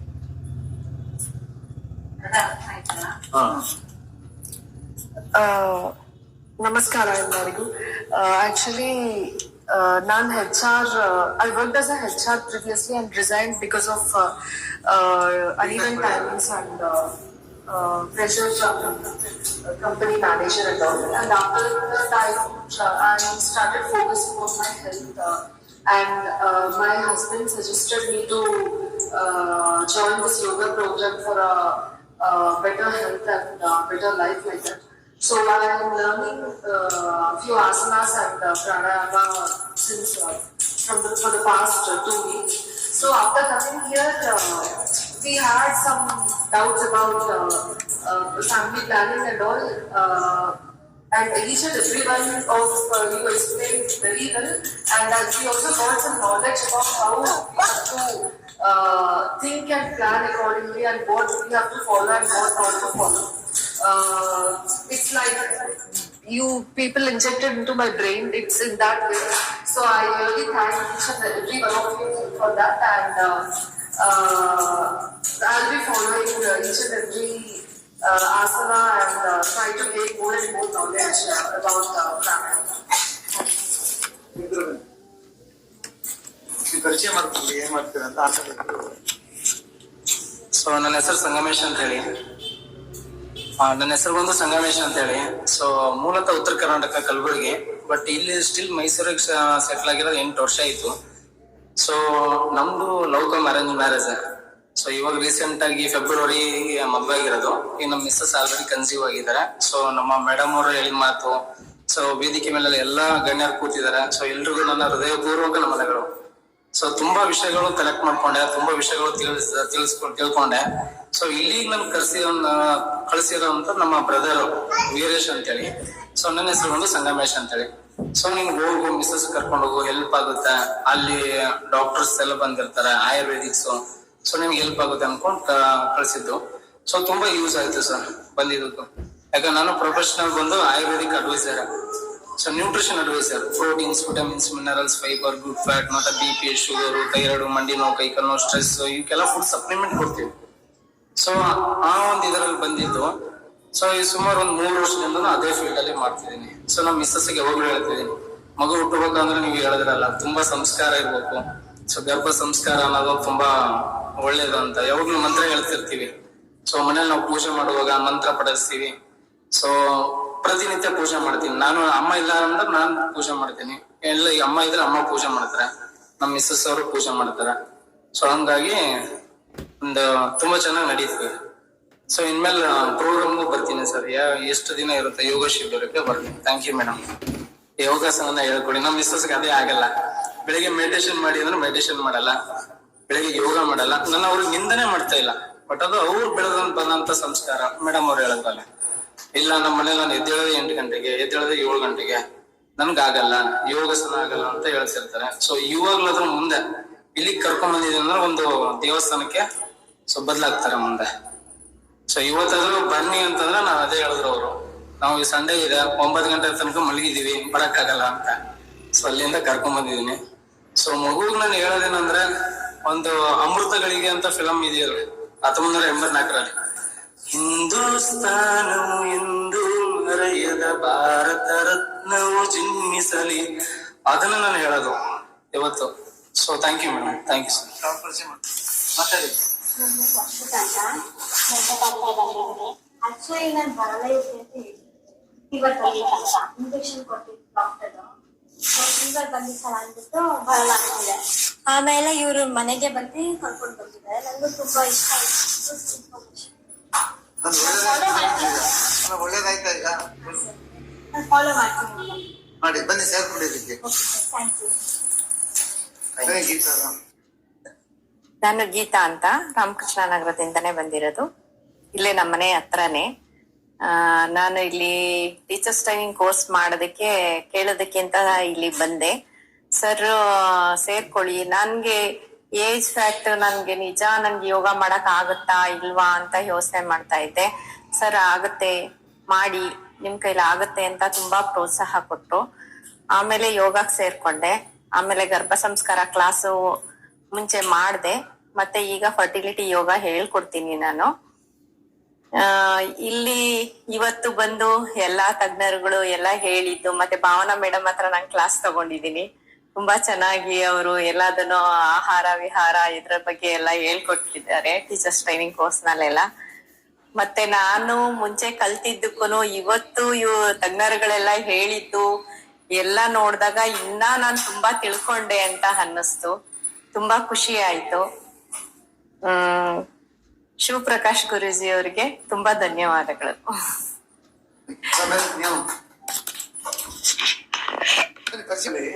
ಒಂದು 2 ಎಕರೆ ಜಾಗ, 2 ಎಕರೆ 10 ಗುಂಟೆ ಇದೆ. 10 ಗುಂಟೆಯಲ್ಲಿ ಸಾಯಿ ಮಂದಿರವನ್ನು ಕಟ್ಟಲಿಕ್ಕೆ ಅವರು ಧ್ಯಾನ ಮಂದಿರ, ಆಧ್ಯಾತ್ಮಿಕ ಧ್ಯಾನ ಮಂದಿರ, ಆಧ್ಯಾತ್ಮಿಕ ಧ್ಯಾನ ಮಂದಿರ ಮಾಡುವಂತ ಆಧ್ಯಾತ್ಮಿಕ ಧ್ಯಾನ ಮಂದಿರ ಮಾಡಬೇಕು ಅಂತ ಒಂದು ಕಾರ್ಯಗಳು ಮಾಡ್ತಾ ಇದ್ರೆ ಭಗವಂತ ಅವರು ಆಸೆನ ಬೇಗ ಈಡೇರಿಸಿ. ನಮ್ಮ ಹೆಸರು ಸ್ವಾಮಿ ಅಂದ್ಬಿಟ್ಟು ಕೇರ್ಗಳಿ. ನಾವು ಅಂಗವಿಕಲ ಕ್ಷೇತ್ರದಲ್ಲಿ ಒಂದು ಕೆಲಸ ಪಾರ್ಟ್ ಟೈಮ್ ವರ್ಕ್ ಮಾಡ್ತಿದ್ವಿ. ಸುಮಾರು ನಮ್ಮ ಮೈಸೂರು ಗ್ರಾಮಾಂತರ ಮತ್ತು ನಗರದಲ್ಲಿ ಒಂದು 12,000 ಜನ ವಿಕಲಚೇತನ ಸರ್ವೆ ಇಟ್ಕೊಂಡು ಅವ್ರಿಗೆ ಏನೇನ್ ಬೇಕು ಅವಶ್ಯಕತೆ ಮಾಹಿತಿ ತಿಳಿಸಿದ್ವಿ. ನಮ್ಗೆ ಶಿವಪ್ರಕಾಶ್ ಗುರೂಜಿ ನನ್ಗೆ ತುಂಬಾ 1-2 ವರ್ಷದಿಂದ ಸಂಪರ್ಕದಲ್ಲಿದ್ರು. ಯಾಕೆಂದ್ರೆ ನಾವು ಮುಂದಿನ ದಿನಗಳು ಇವ್ರ ಮುಖಾಂತರ ಒಂದು ಆಧ್ಯಾತ್ಮಿಕವಾಗಿ ಮುನ್ನಡಿಬೇಕು. ಆಯುರ್ವೇದಿಕ ಮತ್ತೆ ನಮ್ಮ ವಿಕಲಚೇತರಿಗೆ ಏನೇನ್ ಬೇಕು ಮಾಹಿತಿ ತಿಳಿಸ್ಕೊಂಡು 100 ಜನಕ್ಕೆ ಒಂದು ಅನುಕೂಲ ಮಾಡ್ಕೊಡುವಂತ ನನ್ಗೊಂದು ಆಸೆ ಇದೆ. ನನ್ಗೆ ಮದುವೆ ಆಗಿದೆ. ನನ್ಗೆ 2 ಮಕ್ಕಳಿದ್ದಾರೆ. ನಮ್ಮ ಮಗಳು BE ಓದ್ತಾ ಇದಾರೆ ಮತ್ತು ಮಗ ಡಿಪ್ಲೊಮಾ ಮಾಡ್ತಿದ್ದಾರೆ. ನನಗೆ ಏಕೆ ನಮ್ಮ ಗುರುಗಳಾಗಿ ಒಂದು ಆಧ್ಯಾತ್ಮಿಕ ನಾನು ಕಲಿಬೇಕಂತ ಬಹಳ ಆಸಕ್ತಿ ಇದೆ. ಅದರಿಂದ ಒಂದು ಆಧ್ಯಾತ್ಮಿಕ ಸೆಂಟರ್ ನಮ್ಮ ಶಿವಪ್ರಕಾಶ್ ಗುರೂಜಿ ಮುಖಾಂತರ ನನ್ಗೆ ಒಂದು ಜ್ಞಾನ ಕೊಡ್ಬೇಕಂತ ತಮ್ಮಲ್ಲಿ ಒಂದು ವಿಸ್ತಾರ. ಯಾಕೆಂದ್ರೆ ವೇದಿಕೆಯಲ್ಲಿ ಇರೋರೆಲ್ಲ ಚೆನ್ನಾಗಿ ವಿಷಯಗಳು ನಮ್ಗೆ ಗೊತ್ತಿರ್ಲಿಲ್ಲ. ನಮ್ಗೆ ಗೊತ್ತಾದ ವಿಷಯಗಳು ನಮ್ಮ ಫೀಲ್ಡ್ ವರ್ಕ್ ಮಾಡ್ತಿದೀವಲ್ಲ, ಮಾಹಿತಿಗಳು ನಮ್ಮ ಗುರುಗಳ ಮುಖಾಂತರ ತಿಳಿಸಿದ್ರೆ ಮಾಹಿತಿ ನಡೀತಿದೆ ಅಂತ ಅವ್ರಿಗೆ ತಿಳಿಸಿದ್ರೆ ಗುರುಗಳ ಸಂಪರ್ಕದಿಂದ ಒಂದು ಒಳ್ಳೇದ್ ಮಾಡ್ಕೊಡ್ತಾರಂತ ನಾವು ಒಂದು ನನ್ನ ಆಸೆ ಅಂತ ಇಷ್ಟ ಹೇಳ್ತೀನಿ ನಾನು. ಒಳ್ಳೆ ಇದರೊಳಗೆ ನಿಮ್ ಜೊತೆ ಕೈ ಜೋಡಿಸ್ತಾ ಇದೆ. ಇದನ್ನ ಅವು ಆಮೇಲೆ ಅದನ್ನ ನಿಮ್ಮ ಗ್ರೂಪ್ಗೆ ಹಾಕಿ ಅದನ್ನ ನೋಡಿ ಲಾಭವನ್ನು ಪಡ್ಕೊಳ್ಳಿ. ಮತ್ತು ಏನು ಈ ಗರ್ಭ ಸಂಸ್ಕಾರ, ಬೇರೆ ಬೇರೆ ಆಕ್ಟಿವಿಟೀಸ್ ನಾವಿಲ್ಲಿ ಪ್ರಾರಂಭ ಮಾಡ್ತಾ ಇದ್ವಿ. ಅದು ಸುಮಾರು ತಿಂಗಳಿಂದ ನಡೀತಾ ಇದೆ. ಈಗ ಇನ್ನು ಬೇರೆ ಬೇರೆ ಭಿನ್ನವಾಗಿ ಸಮಾಜಕ್ಕೆ ಕೊಡಬೇಕು ಅನ್ನೋ ದೃಷ್ಟಿಯಿಂದ ಇನ್ನು ವಿಸ್ತಾರವಾಗಿ ಒಂದು ಕಾರ್ಯಯೋಜನೆಯನ್ನು ನಾವು ಮಾಡ್ತಾ ಇದ್ವಿ. ಎಲ್ಲರ ಸಹಕಾರ ಇದೆ ಅಂತ ಕೇಳ್ಕೊಳ್ತಾ ಮತ್ತೊಮ್ಮೆ ಎಲ್ಲರಿಗೂ ಧನ್ಯವಾದಗಳು ಹೇಳ್ತಾ, ಕೊನೆಯದಾಗಿ ನಾವೆಲ್ಲ ಒಂದು ಶಾಂತಿ ಮಂತ್ರದಿಂದ ಒಂದು ಕಾರ್ಯಕ್ರಮ ಮುಗಿಸೋಣ. ಎಲ್ಲರೂ ಬೆನ್ನೇರು ಮಾಡಿ ಓಂ ಸರ್ವೇ ಭವಂತು ಸುಖಿನಃ ಕೇಳೋಣ. ಓಂ ಸರ್ವೇ ಭವಂತು ಸುಖಿನಃ ಸರ್ವೇ ಸಂತು ನಿರಾಮಯಾಃ ಸರ್ವೇ ಭದ್ರಾಣಿ ಪಶ್ಯಂತು ಮಾ ಕಶ್ಚಿತ್ ದುಃಖಭಾಗ್ ಭವೇತ್. ಓಂ ಶಾಂತಿ ಶಾಂತಿ ಶಾಂತಿ. ಶ್ರೀ ಗುರುದೇವ ಶಿವ ಓಂ ಶಿವ ಓಂ ಶಿವ